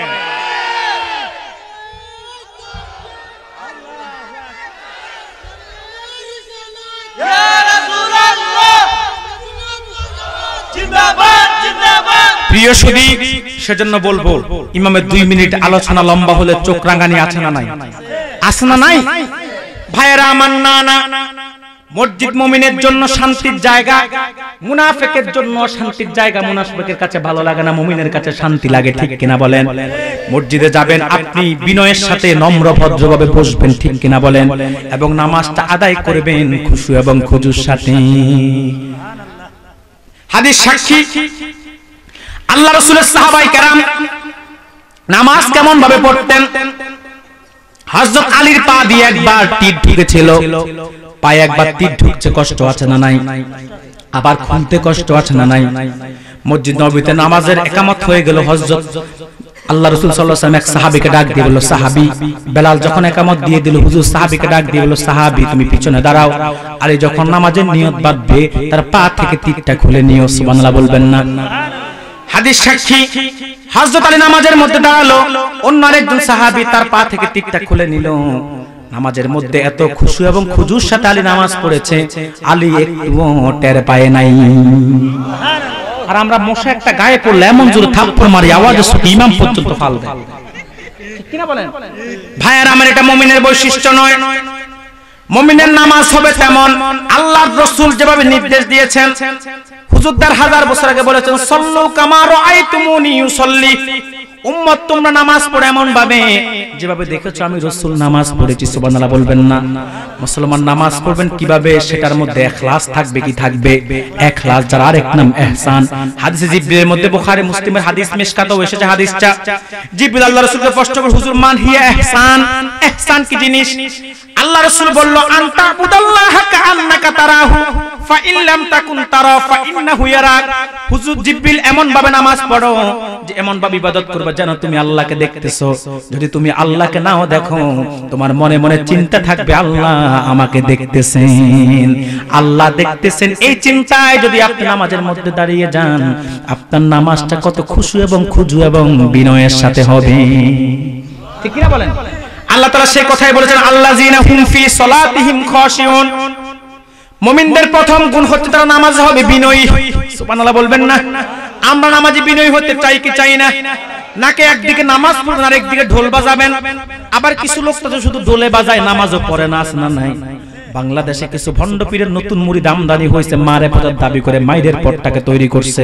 এদের কাছে নামাজ নাই, রোজা নাই, হজ নাই, যাকাত নাই, পর্দা নাই, আছে ঢোল তবলা, তারা দোতারা আছে, তারা তাম্বুরা জাম্বুরা, ঠিক কি না বলেন? এরা বলে লাফাই ফালাই করো জিকির যেমনে খোদা রাজি হয়, বলছে বাবা শামপুরি, আছে না নাই? এরপর নামাজ নাই, খুশু খুশু তো দূরের কথা, মোটে পড়েই না। পানির নিচে জ্বললে বাতি, সেই বাতি তো নিবে না। আমগো বাবারে মুরিদে হইলে নামাজে রোজা লাগে না, আমগো বাবারে মুরিদে হইলে নামাজে রোজা লাগে না, আসনা নাই? আসনা নাই? এই ভণ্ডরা জীবনও ঠিক হবে না, জীবনও ঠিক হবে না। এই ভণ্ডদের আকীদা আল্লাহর কাছে কিছু নাই, রাসূলের কাছেও কিছু নাই, সব খাজার কাছে। এইজন্য তারা খাজার কাছে যায়। আমরা জিয়ারতে যাই, খাজা মঈনুদ্দিন চিশতির জিয়ারত করতে যাই, তবে আমরা বলি না সবকিছু খাজার কাছে, ঠিক কিনা বলেন? আমরা বলি সবকিছু আল্লাহর কাছে। খাজার মাজারে গিয়ে মাজারের পাশে দাঁড়িয়ে আল্লাহর ওলির সামনে আল্লাহর কাছে হাত তুলে প্রার্থনা করি, ঠিক কিনা বলেন? এরা কি কয় জানেন? আল্লাহর দন নবীরে দিয়া আল্লাহ গেছে গায়েব হইয়া, নাজুল বলবেন না? নবী দিছে খাজারে, কেউ পিরে না খালি হাতে, খাজারে তোর দরবারে। বলছে বাবা জগতে সাহা, বান্ডারে দিয়েছো দেখা। কেউ বা বলে মুস্তাফা নবী, কেউ বা বলে হুবহু খোদা। নাজুল বলবেন না? এটা বিশ্বাস করা যাবে? এটা বিশ্বাস করা যাবে? এরা বলে কি জানেন? খাজা বাবা নাকি গান গাইছে, তারাও গান গায়। কয় আকাশটা কাঁপছিল কেন, জমিনটা নাচছিল কেন, বড় পীর ঘামছিল, বড় পীর ঘামছিল কেন, সেই দিন সেই দিন গান গেয়েছিল খাজা যেই দিন। খাজা বাবা গান গাইছে? কথা বলেন, এটা কত বড় ভন্ডের ভন্ড। খাজা নাকি গান গাইছে। আকাশটা কাঁপছিল কেন, জমিনটা নাচছিল কেন, বড় পীর ঘামছিল কেন, সেই দিন সেই দিন গান গাইছিল খাজা যেই দিন যেদিন। এই কত বড় ভন্ডরা মমতাজকে হার মানছে তার সুর, ঠিক কিনা বলেন? মমতাজ একটা আছে না, নারী নামের কলঙ্ক, ঠিক কিনা বলেন? ওইটা সুরকে হার মানছে ওই ভন্ড বেদাতি বক্তার সুর, ঠিক কিনা বলেন? মনে রাখবেন হরিপুরবাসী, আমরা প্রকৃত সুন্নিয়তের অনুসারী, তবে ভন্ডদের সাথে আমাদের কোনো সম্পর্ক নাই। যারা নামাজকে বাদ দিয়ে সুন্নিয়ত কায়েম করতে চায়, ওরা সুন্নি তো দূরে থেকে মুসলমানই হতে পারে, ঠিক কিনা বলেন? এদেশের মানুষকে প্রকৃত সুন্নিয়ত উপহার দিয়েছেন সিলসিলায়ে জোনপুর, ফুরফুরা, সারসিনা, বদরপুর, ফুলতলি, সোনাকান্দা, ফান্দাউক সহ হক্কানি পীর মাশায়েখরা। ঠিক কি না বলেন? কারণ তাদের কাছে নামাজ আছে, রোজা আছে, হজ আছে, যাকাত আছে, তাসবিহ আছে, তাহলিল আছে, পর্দা আছে, পুশিদা আছে। শরীয়তের হুকুম হাকামকে তারা সব সময় নিজেরাও মানে, মুরিদদের কোষ তরিকা সবক নিলেই আগে বলে নামাজ পড়বা, পর্দা করবা, হালাল খাবা। আর এরা কিসের হালাল কিসের হারাম? গাঞ্জা খায়। গাঞ্জা বানাইলা বাবা কি দিয়া, গাঞ্জা বানাইলা বাবা কি, একটা আছে না গান, গাঞ্জা বানাইলা বাবা কি দিয়া, ঠিক কি না বলেন? এরা গাঞ্জা খায় সারা দিন। আমি রাগ করবেন না, গত কয়েকদিন আগে আমি মাহফিল থেকে এসে রাতের 2:30 কিংবা 3টায় হযরত শাহজালাল রাহমাতুল্লাহ আলাইহি, যিনি সুলতানে বাঙ্গাল, তার মাজার শরীফ চিন্তা করলাম গভীর রাতে একা একা মানুষ নাই, এমনি তো গেলে অনেক সময় শুধু পুরুষ না মহিলাও আছে। তো আমি চিন্তা করলাম একটু এই গভীর রাতে নিরিবিলি পরিবেশে একটু জিয়ারতটা করে আসি, মনে তৃপ্তি পাবো। কি এই ঢুকতেই গাঞ্জার গন্ধে আমি অবাক হয়ে গেলাম। হায় হায়, আল্লাহর ওলির মাজারে বিভিন্ন জায়গা হক্কানি ওলিদের মাজারকে আজকে ভণ্ডরা যায় সেখানে গাঞ্জা খায়। আজকে আমি তার বাস্তব প্রমাণ পেয়ে গেলাম। দেখতেছি পাশে ওই যে কচুগুলা বসা আছে, লাল শালু, গায়ে শট, মাথায় জট, উকুন তো কি পরিমাণ মাথায় আছে ওটার আল্লাহই ভালো জানে। আমার মনে হয় উপরে নিচে সবে, ঠিক কি না বলেন? এই ভণ্ডগুলা কত বড় খবিশের খবিশ, এগুলার কাছে গেলে করোনার ভয় না, এদের গায়ের গন্ধে মাস্ক লাগাতে হয়। ঠিক কি না বলেন? এরা গাঞ্জা খায়, সিগারেট আর গাঞ্জা খাচ্ছে। আমি চিন্তা করলাম, আহা, আল্লাহর ওলির মাজারের আদব এরা রক্ষা করতে পারলো না, কিন্তু এরাই নিজেদেরকে দেখবেন দাবি করে মহাসুন্নি। যেন কেন সুন্নি না, একমাত্র সুন্নি, আর সব ওহাবি। কাদেরকে ওহাবি বলে বেটা বেয়াদব? সুন্নিয়তকে প্রতিষ্ঠা করতে গিয়ে শামসুল উলামা সৈয়দপুরের জমিনে রক্ত ঝরিয়েছেন, তাকে যারা ওহাবি বলবে তারা ইংরেজদের দালাল, বন্ডচোরা মুনাফিক। ঠিক কিনা বলেন? প্রিয় সুধী, অতএব আমরাই প্রকৃত সুন্নি। আমাদের কাছে নামাজ আছে, রোজা আছে, ইসলামের সকল হুকুম হাকাম আমরা মানি, আমরাই প্রকৃত সুন্নি। শুধু মিলাদ কিয়াম করলে সুন্নি হয় না, মিলাদ কিয়াম আমরাও করে, আবার দেওয়ান বাগিও করে। ঠিক কি না বলেন? মিলাদ কিয়াম দেওয়ান বাগিও করে, সে কি সুন্নি না কাফের? তো মিলাদ কিয়াম করলে শুধু সুন্নি হয় না, আমরা মিলাদ কিয়াম করি, আত্মার খোরাক পাই। তবে তোমাদের মতো মিলাদ কিয়াম করতে গিয়ে পীর মুর্শিদের গান গাই না। ঠিক কি না বলেন? এরা আমার সেজন্যই বলছি, নামাজ পড়তে হবে বিনয়ের সাথে, খুশুখুজুর সাথে। নামাজের মধ্যে পীর বাবাকে স্মরণ করা যাবে না, নামাজের মধ্যে পীরের ছবিও বুকে ঝুলানো যাবে না। রাজি আছেন তো ইনশাআল্লাহ? বাংলাদেশের ভণ্ড পীরদের মুরিদরা নামাজের মধ্যে পীরের ছবি ঝুলায়, ভণ্ড পীরের মুরিদরা পীরের ছবিওয়ালা ব্যানারটা সামনের মধ্যে রাখে এরপরে সেজদা দেয়। নাজগুলা বলবেন না, এখন তো তারা এমন পর্যায়ে গেছে নামাজ পীরকে স্মরণ করে, আবার কোরবানিও করে পীরের বাড়ির দিকে। বলে এটা নাকি ইব্রাহিম নবীর গোপন সুন্নাত, এটা নাকি ইব্রাহিম নবীর গোপন সুন্নাত। নাজগুলা বলবেন না ভাইরা আমার। সেজন্যই বলছি, আল্লাহ তাআলা বলেন সফল মুমিনের প্রথম বৈশিষ্ট্য আল্লাযিনা হুম ফি সালাতিহিম খাশিউন। তার নামাজে হবে কি? বিনয়ী। এরপর আল্লাহ তাআলা বলেন ওয়াল্লাযিনা হুম আনিল লাগwi মুরিদুন। সফল মুমিন যে তার তৃতীয় বৈশিষ্ট্য হবে, সে অনর্থক কথাবার্তা বলবে না। সুবহানাল্লাহ বলবেন না? সে অনর্থক কথাবার্তা বলবেও না, অনর্থক কাজে সে লিপ্ত হবে না, সে নিজেকে নির্লিপ্ত রাখবে। চায়ের রেস্টুরেন্টে বসলে কার ঘরে কি হইছে, কার চুলায় কি জ্বলছে, আজকে কি রান্না হইছে সব বলি। ঠিক কিনা বলেন? মনে রাখবেন মুসলমান, জবান অনেক দামি জিনিস, অনেক দামি জিনিস। এই জবান দিয়ে অন্যের সমালোচনা, গীবত, শিকায়েত না করে। আবার বলবেন হুজুর আপনি তো কিছু আগে কথা বলছেন, এগুলা সমালোচনা না, এগুলা সমালোচনা, এগুলা আলোচনা, জাতিকে ভণ্ডতা থেকে সতর্ক করা। ঠিক কিনা বলেন? তবে আপনারা সুযোগ পাইলেই অন্যের সমালোচনা করবেন না, গীবত করবেন না, শিকায়েত করবেন না। আপনারা সুযোগ পাইলেই, অনেক সময় একটু চান্স পাইলে চেষ্টা করেন কিভাবে অন্যের গীবত শিকায়েত করে তাকে ছোট করে নিজে বড় হওয়া যায়। ঠিক কিনা বলেন? না না, মুসলমান এটা সফল মুমিনের বৈশিষ্ট্য নয়, বরং সফল মুমিন সব সময় তার জবানকে সংযত রাখবে, অনর্থক কথাবার্তা সে বলবে না, অনর্থক কাজে সে লিপ্ত হবে না, বরং আল্লাহর দেওয়া এই নিয়ামত জবান দিয়ে সে সব সময় মালিকের জিকির করবে। বলেন সুবহানাল্লাহ।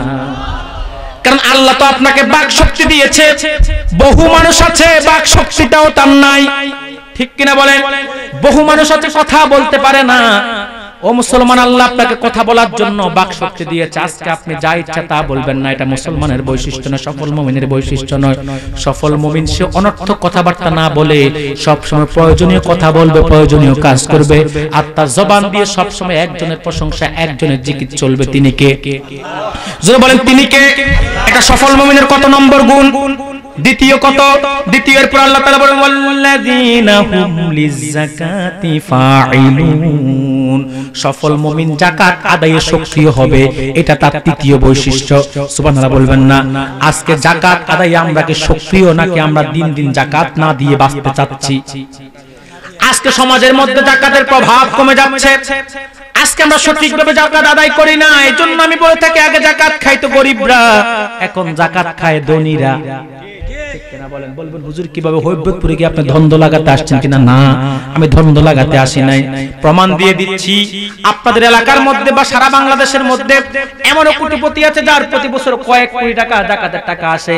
সে যদি 10 লাখ টাকা শাড়ি, পচা শাড়ি, পচা লুঙ্গি দিয়ে মানুষকে যাকাত দিয়ে দেয়, আর 1 কোটি টাকা যাকাত আসলে বাকি 90 লাখ কে খাইলো? কথা বলেন, বাকি 90 লাখ কে খাইলো? তো যাকাত কি ধনীরা খায় না গরিবরা খায়? মুসলমান মনে রাখবেন, যাকাত দেওয়া ফরজ, নামাজ যেমন ফরজ, রোজা যেমন ফরজ, হজ যেমন ফরজ, যাকাতটাও ফরজ। হিসাব করে নিসাব পরিমাণ সম্পদের মালিকরা 2.5% গরিবদেরকে দিয়ে দিতে হবে। মনে রাখবেন, যাকাত খাওয়ার জন্য গরিব আপনার কাছে দায়বদ্ধ নয়, বরং যাকাত দেওয়ার জন্য গরিবের কাছে আপনি দায়বদ্ধ। আমরা অনেক সময় যারা যাকাত খায় তাদেরকে খোঁটা দেই, আমার যাকাত খাইয়া এত বড় হইছো, এখন 2-4টা খাচ্ছ আমার যাকাতের পয়সায়, একটু এখন শরীরের মধ্যে একটু চর্বি হইছে, এখন আমার সাথেই গাদ্দারি, এরকম তুলনা দেয়া আছে না নাই? এটা দেওয়ার সুযোগ আপনাকে কে দিল? সে যাকাত খাওয়ার জন্য আপনার কাছে দায়বদ্ধ নয়, কিন্তু আপনি যাকাত দেওয়ার জন্য তার কাছে দায়বদ্ধ। এদেশে সব গরিব যদি বলে যাকাত খাবো না, প্রয়োজনে একবেলা উপোস থাকবো, তারপরে কোনো অহংকারী দড়ি থেকে যাকাত নিব না, তাহলে তার কোনো গুনাহ হবে না। কিন্তু আপনি যদি বলেন আমি যাকাত দিব না, আপনার গুনাহ আছে না নাই? জোরে বলেন আছে না নাই? আপনার এই উচ্ছিষ্ট সম্পদ, অতিরিক্ত সম্পদ, গরিবের হকটা সর্প হয়ে কবরের মধ্যে আপনাকে ধ্বংস করবে, ঠিক কিনা বলেন? এটা আপনার জন্য জাহান্নামের কারণ হয়ে যাবে। মুসলমান সেজন্য বলছি, গরিবদেরকে তাদের হক বুঝিয়ে দিতে চাই কি চাই না? জোরে বলেন, চাই কি চাই না? আল্লাহ তাআলা বলেছেন সূরাতুল হজ্জের মধ্যে, আল্লাযীনা ইম্মাক্কান্নাহুম ফিল আরদি আকামুস সালাতা ওয়া আতাউয যাকাত ওয়া আমারু বিল মা'রুফি ওয়া নাহাউ আনিল মুনকার। সুবহানাল্লাহ বলবেন না? আল্লাহ তাআলা বলেন, যদি আমি আমার কোন ইমানদারকে সমাজের দায়িত্বশীল বানাই, রাষ্ট্রের প্রোপাইটার, স্বত্বাধিকারী বানিয়ে দিই, তার কাজ হলো 4টা: 1 আকামুস সালাত, নামাজ কায়েম করবে, ওয়া আতাউয যাকাত, যাকাত প্রদান করবে। তার মানে যারা গরিব ধনী তাদের থেকে যাকাত আদায় করে গরিবদের মধ্যে বিলিয়ে দিবে। সুবহানাল্লাহ বলবেন না? আমারু বিল মা'রুফ, মানুষদেরকে সৎ কাজের আদেশ দিবে, ওয়া নাহাউ আনিল মুনকার, অসৎ কাজ থেকে দূরে সরাবে। এই 4টি বৈশিষ্ট্য দরকার যাদের মধ্যে থাকবে, তারাই হচ্ছে আল্লাহর পক্ষ থেকে যাদেরকে আল্লাহ দায়িত্ব দিবেন, সমাজের প্রোপাইটার বানাবেন, এটা তাদের দায়িত্ব। কিন্তু আমরা যাদেরকে বানাই তারা নিজেরাই নামাজ পড়ে না, নিজেরাই সুযোগ পাইলে গরিবের হক লুণ্ঠন করে খায়, আর নিজেরা কি সৎ কাজের আদেশ দিবে, অসৎ কাজ থেকে দূরে সরাবে? নিজেরাই রাতের বেলা নাইট ক্লাবে গিয়ে এক পাশে কোল বালিশ, আরেক পাশে লাল বোতল, আসনা নাই? আসনা নাই? আসনা নাই? মুসলমান যাকাত দিয়ে দিতে হবে, যাকাত দিয়ে দিতে হবে, এটা আপনার উপর ফরজ, ঠিক কিনা বলেন? আজকে আমি হৈবতপুরবাসীকে বলে যাই, এবার রমজানে গত বছর কত টাকা, এক বছর আপনার যাকাত আসলো, আপনার সম্পদ হিসাব করে যাকাত দিয়ে দিবেন। কারা কারা হাত তুলে আল্লাহকে দেখান? আলহামদুলিল্লাহ, আলহামদুলিল্লাহ। আল্লাহ তুমি কবুল করো। যারা যাকাত দেওয়া যাদের উপর ফরজ, আল্লাহ তাদেরকে যাকাত আদায় করার তৌফিক দান করো, বলে আল্লাহুম্মা আমিন। দে যাকাত, দে যাকাত, তোরা দে রে যাকাত, দে যাকাত, দে যাকাত, তোরা দে রে যাকাত। তোর দিল খুলবে পরে, আগে খুলো খাত। দে যাকাত, দে যাকাত, তোরা দে রে যাকাত, দে যাকাত, দে যাকাত, তোরা দে রে যাকাত। আলহামদুলিল্লাহ বলবেন না? ভাইরা আমার, এটা সফল মুমিনের কত নম্বর বৈশিষ্ট্য? তৃতীয় বৈশিষ্ট্য। এরপর আল্লাহ তাআলা বলেন, ওয়াল্লাযীনা হুম লিফুরুজিহিম হাফিজুন, সফল মুমিনরা তাদের লজ্জাস্থানকে হেফাজত করবে। সুবহানাল্লাহ বলবেন না? কিন্তু আজকে দিন দিন আমরা লজ্জাস্থান হেফাজত করতেছি না, দিন দিন উন্মুক্ত করে দিচ্ছি। স্বাধীনতার নামে আর শালীনতার নামে আমরা দিন দিন আমাদের বডি ফিটনেসকে বের করার চেষ্টা করতেছি। দেখেন না, দিন দিন পোশাকের এমন অবস্থা হচ্ছে, আগে ছিল ব্লাউজের 16 গিরা, এরপরে হচ্ছে 14 গিরা, এখন হচ্ছে 12 গিরা। আমার মনে হয় আগামী 2-4 বছর পর আর গিরাও থাকবে। ঠিক কিনা বলেন? আগামী 2-4 বছর পরে আর গিরাও থাকবে না, ঠিক কিনা বলেন? এটা গিরা সারা হয়ে যাবে। দেখেন না, আগে মেয়েরা পড়তো 3 পিস 4 পিস, এরপরে পড়ছে 3 পিস, এখন 2 পিস, এরপরে আবার কিছু কিছু এত আধুনিক হয়েছে শার্ট আর প্যান্ট, আছে না নাই? এর কিছুদিন পরে গেলে আমার মনে হয় আর শার্ট প্যান্টও লাগবে না, হয়তো কি হবে সেটা আপনারা ধারণা করেন, আমি আর বলতে চাচ্ছি। ঠিক কিনা বলেন? তো আমরা কি লজ্জাস্থানকে হেফাজত করতেছি না দিন দিন উন্মুক্ত করে দিচ্ছি? মনে রাখবেন মুসলমান, লজ্জাস্থানকে হেফাজত করতে হবে, সংযত করতে হবে। লজ্জা হচ্ছে নারী এবং পুরুষের ভূষণ, নারীদের ভূষণ, পুরুষের ভূষণ। পুরুষ লজ্জা করবে তার দৃষ্টি শক্তিকে সংযত করবে, নারী লজ্জা করবে তার বডি স্ট্রাকচারকে সে ঢেকে রাখবে। এবং পর পুরুষের সাথে পুরুষ যেরকম বেগান নারীর সাথে দেখা দিবে না, পুরুষ ও নারীও পর পুরুষের সাথে দেখা দিবে না যার সাথে তার বিবাহ জায়েজ, এমন কোন পুরুষের সাথে দেখা দিবে না। কিন্তু আজকে কিসের দেখাশোনা, কিসের কি, সব তো এখন একাকার। ঠিক কিনা বলেন? কাপড় কিনতে বাজারে যায়, ভাই আপনাকে মনে হয় আবার আগেও কোথায় দেখছিলাম, কি যে পিরিত শুরু হয়, ভাই আপনার ফেসবুক আইডিটার নাম কি? বলে হ্যাঁ উমক এটা, তো বলে রাইট পরে সে মেসেজ দেয়, ভাই আপনার আন্তরিকতায় আমি আজকে মুগ্ধ, বলে আপনার কথায় আমিও মুগ্ধ। এরপরে শুরু হয় যে সেটিং, কয়েকদিন পরে ডেটিং, তারপরে এমন অবস্থা হয় একজনের বউ আরেকজনের সাথে হিজরত করে। এটা সমাজের বর্তমান চিত্র কিনা বলেন? এটা বর্তমান সমাজের চিত্র কিনা বলেন?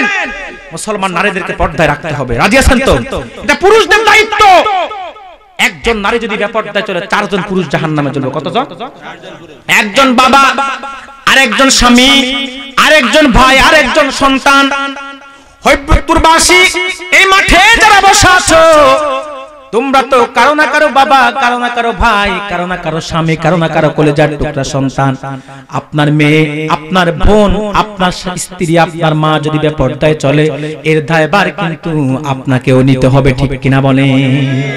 তাহলে আজ থেকে সিদ্ধান্ত নিচ্ছি, মা বোনদেরকে পর্দা করতে রাজি আছি না নাই? আছি না নাই? জোরে বলেন আছি না নাই? আজকে বেপর্দা বেহায়াপনায় চলার কারণে তো আজকে নারীরা তাদের ইজ্জত হারাচ্ছে। ঠিক কিনা বলেন? আজকে বাংলাদেশের মধ্যে নারীরা নারীর স্বাধীনতার নামে যে উন্মাদনা বেহায়াপনা করছে, যার কারণে আজকে আমার সোনার বাংলাদেশে দর্শন মহামারী রূপ নিয়েছে। আজকে করোনার চাইতে সবচেয়ে বড় গজব যেটা বাংলাদেশের হচ্ছে দর্শন। 7 বছরের শিশু বাচ্চা থেকে শুরু করে 40 বছরের বৃদ্ধ নারী একটাও লম্পট যুবকদের হাত থেকে রেহাই পাচ্ছে না। সুযোগ পাইলেই লম্পট যুবকরা তাদের চরিত্রকে হরণ করছে। ঠিক কিনা বলেন? আপনাদের সিলেটের কলঙ্কিত ইতিহাস, এমসি কলেজে 9 জন লম্পট 1 জন নারীকে দর্শন করছে। ঠিক কিনা বলেন? নোয়াখালীতে নারীকে বিবস্ত্র করে এমন কঠিন কায়দা নির্যাতন করা হয়েছে যেটা জাহিলি যুগকে হার মানিয়েছে। ঠিক কিনা বলেন? এরপরে কিছুদিন আগের আনুশকার আর দিহানের ঘটনাটা আপনারা জানেনই। গ্রুপ স্টাডি করতে গিয়ে গ্রুপ সেক্স করে অবৈধ পন্থায় যৌন মিলন করে মেয়েটা রক্তক্ষরণের, অতিরিক্ত রক্তক্ষরণের কারণে মারা গিয়েছে। ঠিক কিনা বলেন? এই যে সমাজের মধ্যে বেপর্দা বেহায়াপনার কারণেই তো এগুলা হচ্ছে। নারীরাও উন্মুক্ত হয়ে যাচ্ছে, পুরুষরাও তাদের লোভ সামলাতে না পেরে আজকে তাদের দুর্লোভ আজকে নারীদের কাছে দুর্লোভে থাবা দিয়ে নারীদের ইজ্জত হরণ করছে। ঠিক কিনা বলেন? সেজন্য আমি বলবো, বঙ্গবন্ধুর স্বাধীনতার মহান স্থপতি বঙ্গবন্ধু সোনার বাংলাদেশকে যদি প্রকৃত সোনার বাংলাদেশ করতে হয় এবং দর্শন মুক্ত করতে হয়, বাংলাদেশের স্কুল কলেজের মধ্যে উন্মুক্ত প্রেম ভালোবাসাকে বন্ধ করতে হবে। ঠিক কিনা বলেন? পার্কের মধ্যে নারী পুরুষদের মিলেমিশাকে বন্ধ করতে হবে। ঠিক কিনা বলেন? এবং ভ্যালেন্টাইন ডে নামক বিশ্ব ভালোবাসা দিবসকে রাষ্ট্রীয়ভাবে নিষিদ্ধ ঘোষণা করতেই হবে, করতেই হবে, করতেই হবে। ঠিক কিনা বলেন? আজকে এই সমস্ত বেহায়াপনার কারণে নারীরা তাদের ইজ্জত হারাচ্ছে। ঠিক কিনা বলেন? আজকে আমি মুসলিম যুবকদেরকে বলবো, যুবকরা, নারীরা তোমাদের বোন, তোমাদের অসৎ চাহুনি নারীদের দিকে যেন না যায়, তোমাদের অসৎ সমাজ যেন নারীদের উপর না পড়ে, সেটার জন্য তোমরা নিজেদেরকে সংযত রাখতে হবে। আর মা বোনদেরকে বলবো, তোমরাও রাস্তায় বের হওয়ার আগে নিজেদেরকে সংযত করে শালীন পোশাক পরে বের হও। ঠিক কিনা বলেন? ভাইয়েরা আমার, সফল মুমিনের চতুর্থ বৈশিষ্ট্য কি? ওয়াল্লাযীনা হুম লিফুরুজিহিম হাফিজুন, তারা তাদের লজ্জাস্থানকে হেফাজত করবে।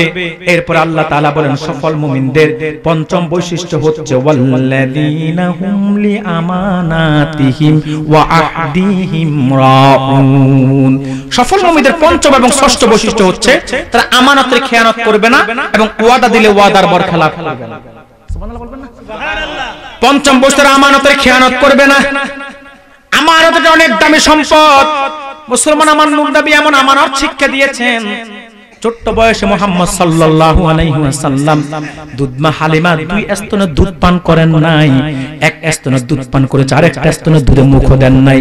হালিমা চেয়েও রাসূলুল্লাহকে খাওয়াতে পারে নাই, কারণ রাসূলুল্লাহ ছোট্ট বয়সে আমানত ইনসাফ শিক্ষা দিয়েছেন। আমার তো আরেকজন দুধ ভাই আছে, সেটাতেও আমার কাছে তার ভক্তা আমানত। যে মুহাম্মদ, যাদের নবী মুহাম্মদ সাল্লাল্লাহু আলাইহি সাল্লাম শিশু বয়সে আমানত শিক্ষা দিয়েছেন, ইনসাফ শিক্ষা দিয়েছেন, আজকে তারাই কিন্তু আমানতের খেয়ানত করছে। সুযোগ পাইলেই অন্যেরটা লুণ্ঠন করে কিভাবে বড় লোক হওয়া যায় সেই দান্দায় তারা সব সময় ঘুরে, ঠিক কিনা বলেন? এলাকার মধ্যে একটা বিচার আসলে খুশি হয়ে যায়, কিছু পাবো, ঠিক কিনা বলেন?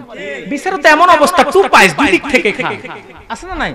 আমি একটা রহস্য করে বলে একটা গল্প শুনছিলাম মুরব্বিদের কাছে, যে এক জায়গায় বিচার করতে গেছে এক সমাজের বড় বিচারক।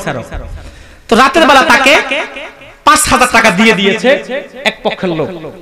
এখন ওই পক্ষের লোক তো খুব খুশি যে বিচার কার দিকে যাবে, কারণ সে বড় নেতা, সব ক্ষমতাধর, সে যদি একটা ধমক দেয় সবাই চুপ হয়ে যাবে, লজ্জাবতী গাছের মতো চুপসে যাবে, আর কিছু বলবে না, সে যে রায় দিবে সেটাই হবে। এখন ফজরের আগে আগে ওই পক্ষ এসে 10,000 দিয়ে দিয়েছে। এখন বিচারের মধ্যে 5,000 পাঠিয়ে দিকে, কি কথা তো আমার দিকে আসে না, অন্য দিকে যায় শুধু, ঘটনা কি? আর বারবার শুধু চোখ দিয়ে ইশারা দেয়।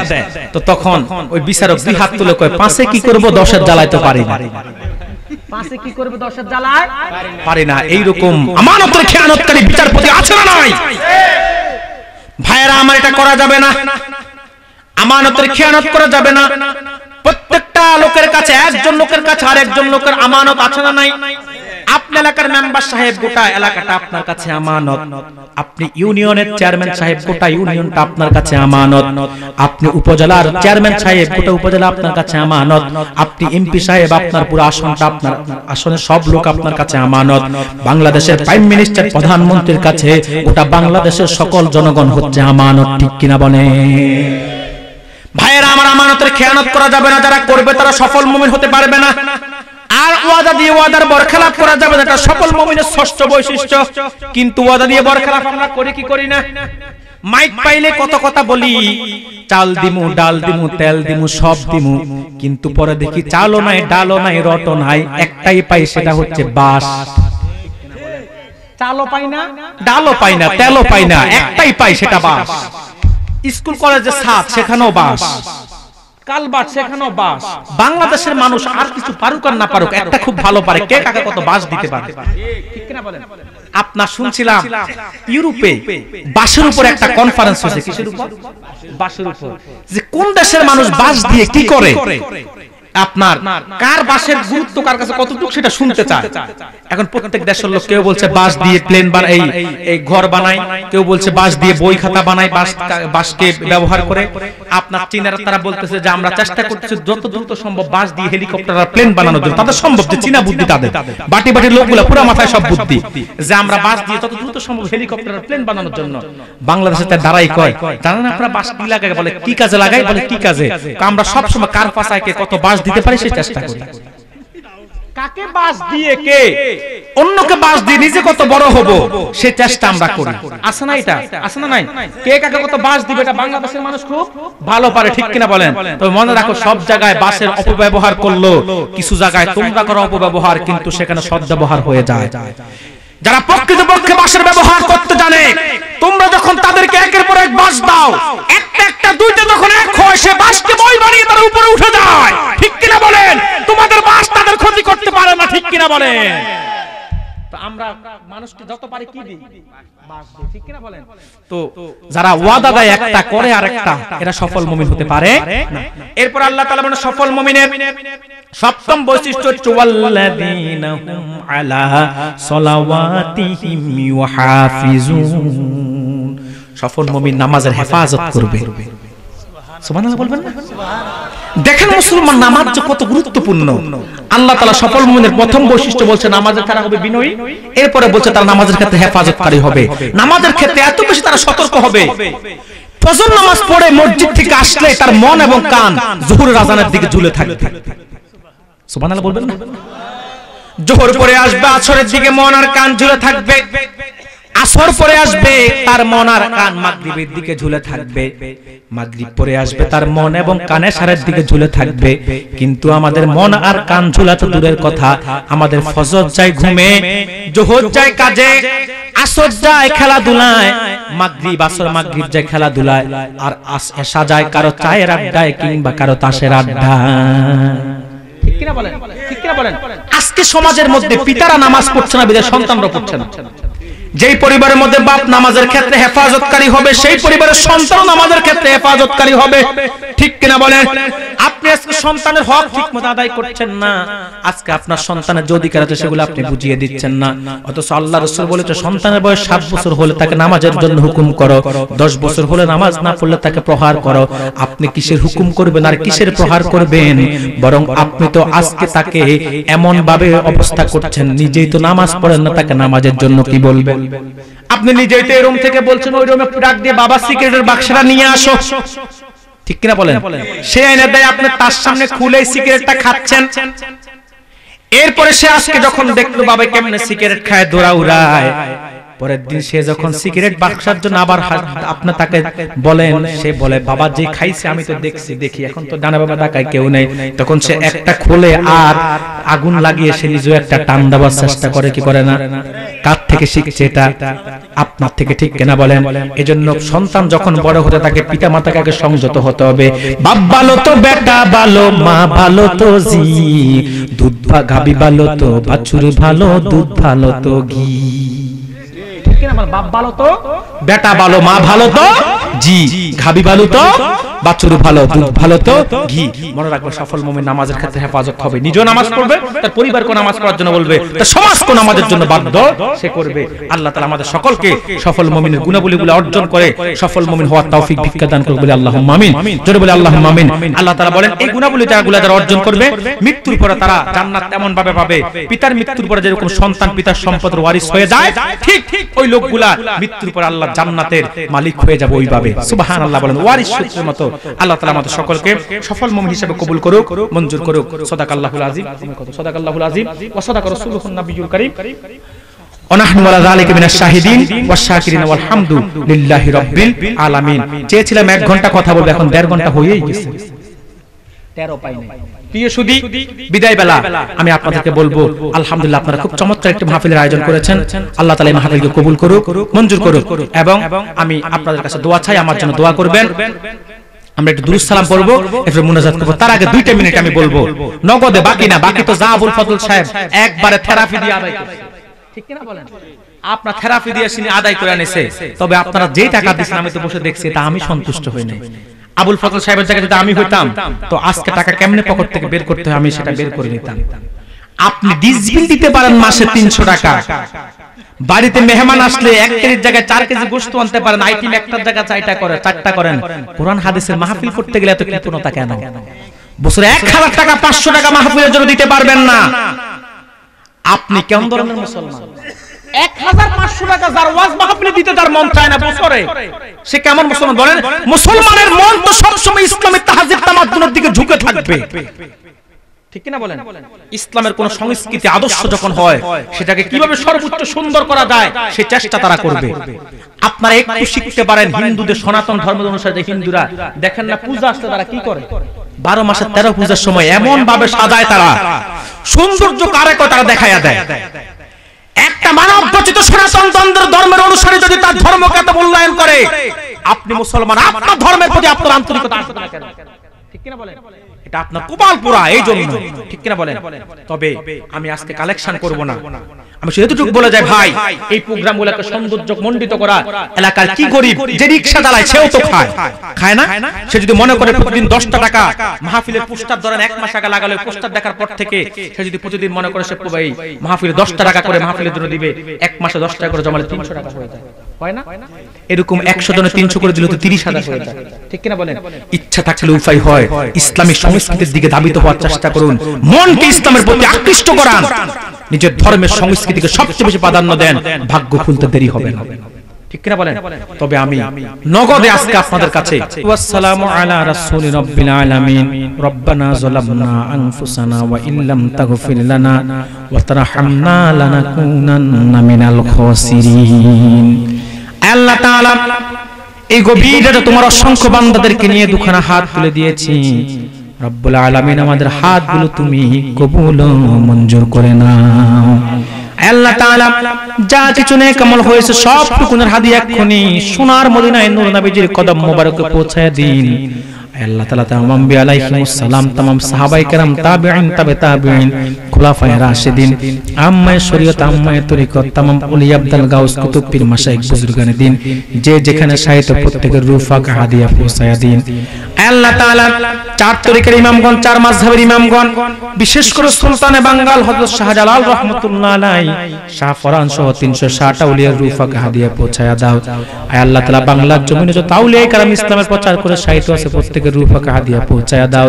আয় আল্লাহ তাআলা আমাদের সিলসিলার মহান ইমাম সৈয়দ আহমদ শহীদ বেরলভী রাহমাতুল্লাহ আলাইহি রূফাক হাদিয়া পৌঁছায়া দাও। তিনার প্রধান খলিফা কারামাত আলী জৌনপুরী রাহমাতুল্লাহ আলাইহি রূফাক হাদিয়া পৌঁছায়া দাও। ইয়াকুব আলী বদরপুরী রূফাক হাদিয়া পৌঁছায়া দাও। সিলেটের সম্রাট আল্লামা সাহেব কেবলা ফুলতুরী রাহমাতুল্লাহ আলাইহি রূফাক হাদিয়া পৌঁছায়া দাও। আল্লাহ তাআলা সেদিক থেকে ফুরফুরা, সারসিনা, সোনাকান্দা, ফান্দাউক সহ সারা বাংলার আনাসে কানাসে যত হক্কানি সিলসিলা দ্বীনের খিদমত করে মাশায়েখগণ কবরের সাথে প্রত্যেকের রূফাক হাদিয়া পৌঁছায়া দাও। আল্লাহ তাআলা আমরা যারা হাত তুলেছি, অনেকের মা বেঁচে নাই, অনেকের বাবা বেঁচে নাই, এমন হতভাগা হাত তুলেছে যার মা বাবা একজন বেঁচে নাই গো আল্লাহ। আল্লাহ তাআলা প্রত্যেকের আব্বা আম্মা আত্মীয় স্বজনের কবর আযাবকে maaf করে কবরটাকে জান্নাতের বাগান বানিয়ে দাও আল্লাহ। আল্লাহ তাআলা আমাদের সম্মানিত চেয়ারম্যান সাহেব দোয়া চেয়েছেন, আল্লাহ তাআলা তার পরিবারের সকল মুরব্বিদের কবরটাকে জান্নাতের বাগান বানিয়ে দাও। আল্লাহ তাআলা এলাকার চেয়ারম্যান সাহেবকে নেক হায়াত দান করো এবং এলাকার মানুষের খিদমতে যেন আঞ্জাম দিতে পারে, নিজেকে বিলিয়ে দিতে পারে সেই তৌফিক ভিক্ষা দান করো আল্লাহ। আল্লাহ তাআলা মালিক আমাদের হাত তুলেছে, আমাদের জীবনের সব গুনাহগুলো ধুয়ে মুছে সাফ করে দাও, বিপদ আপদগুলো দূর করে দাও, বালা মুসিবতগুলো দূর করে দাও, সমস্যাগুলো সমাধান করে দাও, মুশকিলগুলো আসান করে দাও, অসুস্থকে সুস্থতা নিয়ামত দান করো, ব্যবসায়ীর ব্যবসায় বরকত দাও, চাকরিজীবীর চাকরিতে বরকত তরাক্কি দান করো, মনের যত হাজত আছে সব পূরণ করে দাও। আল্লাহ তাআলা যাদের মা বাবা বেঁচে আছে নেক হায়াত দান করো আল্লাহ। রব্বুল আলামিন প্রত্যেকের পরিবারটাকে তুমি আল্লাহওয়ালা পরিবার বানায়া দাও আল্লাহ। আমাদের সংসারগুলোকে তুমি সোনার সংসার হিসেবে কবুল করে নাও আল্লাহ তাআলা। মালিক আমাদের সকলকে তোমার হাবিবের খাঁটি আশিক বানায়া দাও আল্লাহ তাআলা। মক্কা মদিনার যাত্রী না বানাইয়া আমাদের কাউকে তুমি কবরের যাত্রী বানাইও না গো আল্লাহ। আল্লাহ তাআলা জীবনে একটিবার হলেও তোমার হাবিব আখিরি নবী নূর নবী মুহাম্মদ সাল্লাল্লাহু আলাইহি সাল্লামের নূরের চেহারাটা স্বপ্নযোগে একবার দেখে গো আল্লাহ। বেহেশত ওয়াজিব হওয়ার আগে আমাদের কারো শিয়রে তুমি মালাকুল মউত পাঠাইও না আল্লাহ তাআলা। আজকের মাহফিলটাকে তুমি কবুল করে নাও আল্লাহ।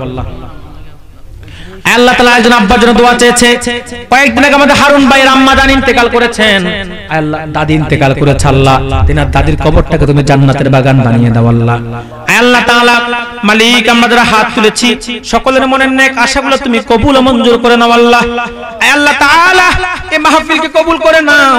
এই মাহফিলকে সফল করতে গিয়ে অর্থ দিয়ে, বুদ্ধি দিয়ে, শ্রম দিয়ে যারা সহযোগিতা করেছেন প্রত্যেকের অর্থ, বুদ্ধি, শ্রম, ঘামকে তুমি কবুল করে নাও রব্বুল আলামিন। প্রতি বছর এই মাহফিলকে দায়েম ও কায়েম রাখার তৌফিক ভিক্ষা দান করো আল্লাহ তাআলা। আমরা যা কিছু কথা বলেছি আল্লাহ, কথাগুলোর মধ্যে যদি কোনো ভুল ত্রুটি হয়ে থাকে আল্লাহ ক্ষমা করে দাও, স্মৃতিপট থেকে মুছিয়ে দাও। আর প্রত্যেকটা কথা আমি সহ সকলকে আমল করার তৌফিক ভিক্ষা দান করো আল্লাহ। আল্লাহ তাআলা মালিক আমরা যারা হাত তুলেছি যার যত হাজত আছে পূরণ করে দাও আল্লাহ তাআলা। কে কি চায় সব চাও পূর্ণ করে দাও রব্বুল আলামিন। দ্বীনের খিদমতগুলো আমাদের দ্বারা যা হচ্ছে প্রত্যেকটা খিদমতকে তুমি কবুল করে নাও আল্লাহ তাআলা। এলাকার প্রত্যেকটা আলেমদেরকে তুমি কবুল করে নাও আল্লাহ রব্বুল আলামিন। ওহিব্বতপুরের গ্রামের মুর্দেগানদের এবং সকল মুর্দেগানদের ইসলাহ সাহেবের জন্য আজকের মাহফিল আল্লাহ ইসলাহ সাহেবের উসিলায় প্রত্যেকটা মুর্দেগানের কবরকে তুমি জান্নাতুল ফিরদাউসের টুকরা বানায়া দাও আল্লাহ তাআলা। আমার হারুন ভাই সহ আল্লাহ যারা এই মাহফিলকে সফল করতে গিয়ে যুবকরা, বৃদ্ধ, এলাকা সকলে অর্থ দিয়ে, বুদ্ধি দিয়ে, শ্রম দিয়ে সহযোগিতা করে মাহফিলকে সফল করেছে আল্লাহ। প্রত্যেকের অর্থ, বুদ্ধি, শ্রম, ঘামকে তুমি কবুল করে নাও আল্লাহ। আল্লাহ তাআলা এই মাহফিলকে এলাকাবাসীর নাজাতের জন্য উসিলা হিসেবে কবুল করে নাও আল্লাহ। আল্লাহুম্মা হাব্বিব ইলাইনাল ঈমান, আল্লাহুম্মা হাব্বিব ইলাইনাল ইসলাম, আল্লাহুম্মা হাব্বিব ইলাইনাল কুরআনা ওয়াস সুন্নাহ ওয়া কাররিহ ইলাইনাশ শিরকা ওয়াল কুফরা ওয়াল ফুসুকা ওয়াল ইসয়ান আল্লাহুম্মা ইয়্যাকা না'বুদু ওয়া ইয়্যাকা নাস্তাঈন ইহদিনাস সিরাতাল মুস্তাকিম সিরাতাল লাযিনা আন'আমতা আলাইহিম মিনান নাবিয়্যিনা ওয়াস সিদ্দিকিনা ওয়াশ শুহাদা ওয়াস সালিহিন গায়রিল মাগদুবি আলাইহিম ওয়ালাদ দাল্লিন ওয়া সাল্লাল্লাহু তাআলা ওয়া আলা খায়রি খালকিহি ওয়া নূরি আরশিহি সাইয়্যিদিনা মুহাম্মাদিন আজমাইন ওয়া আদাদা মা খুলিকা ফিল জান্নাতিল্লাহিল ফিরদাউস আমিন বিহাক্কি লা ইলাহা ইল্লাল্লাহু মুহাম্মাদুর রাসূলুল্লাহ।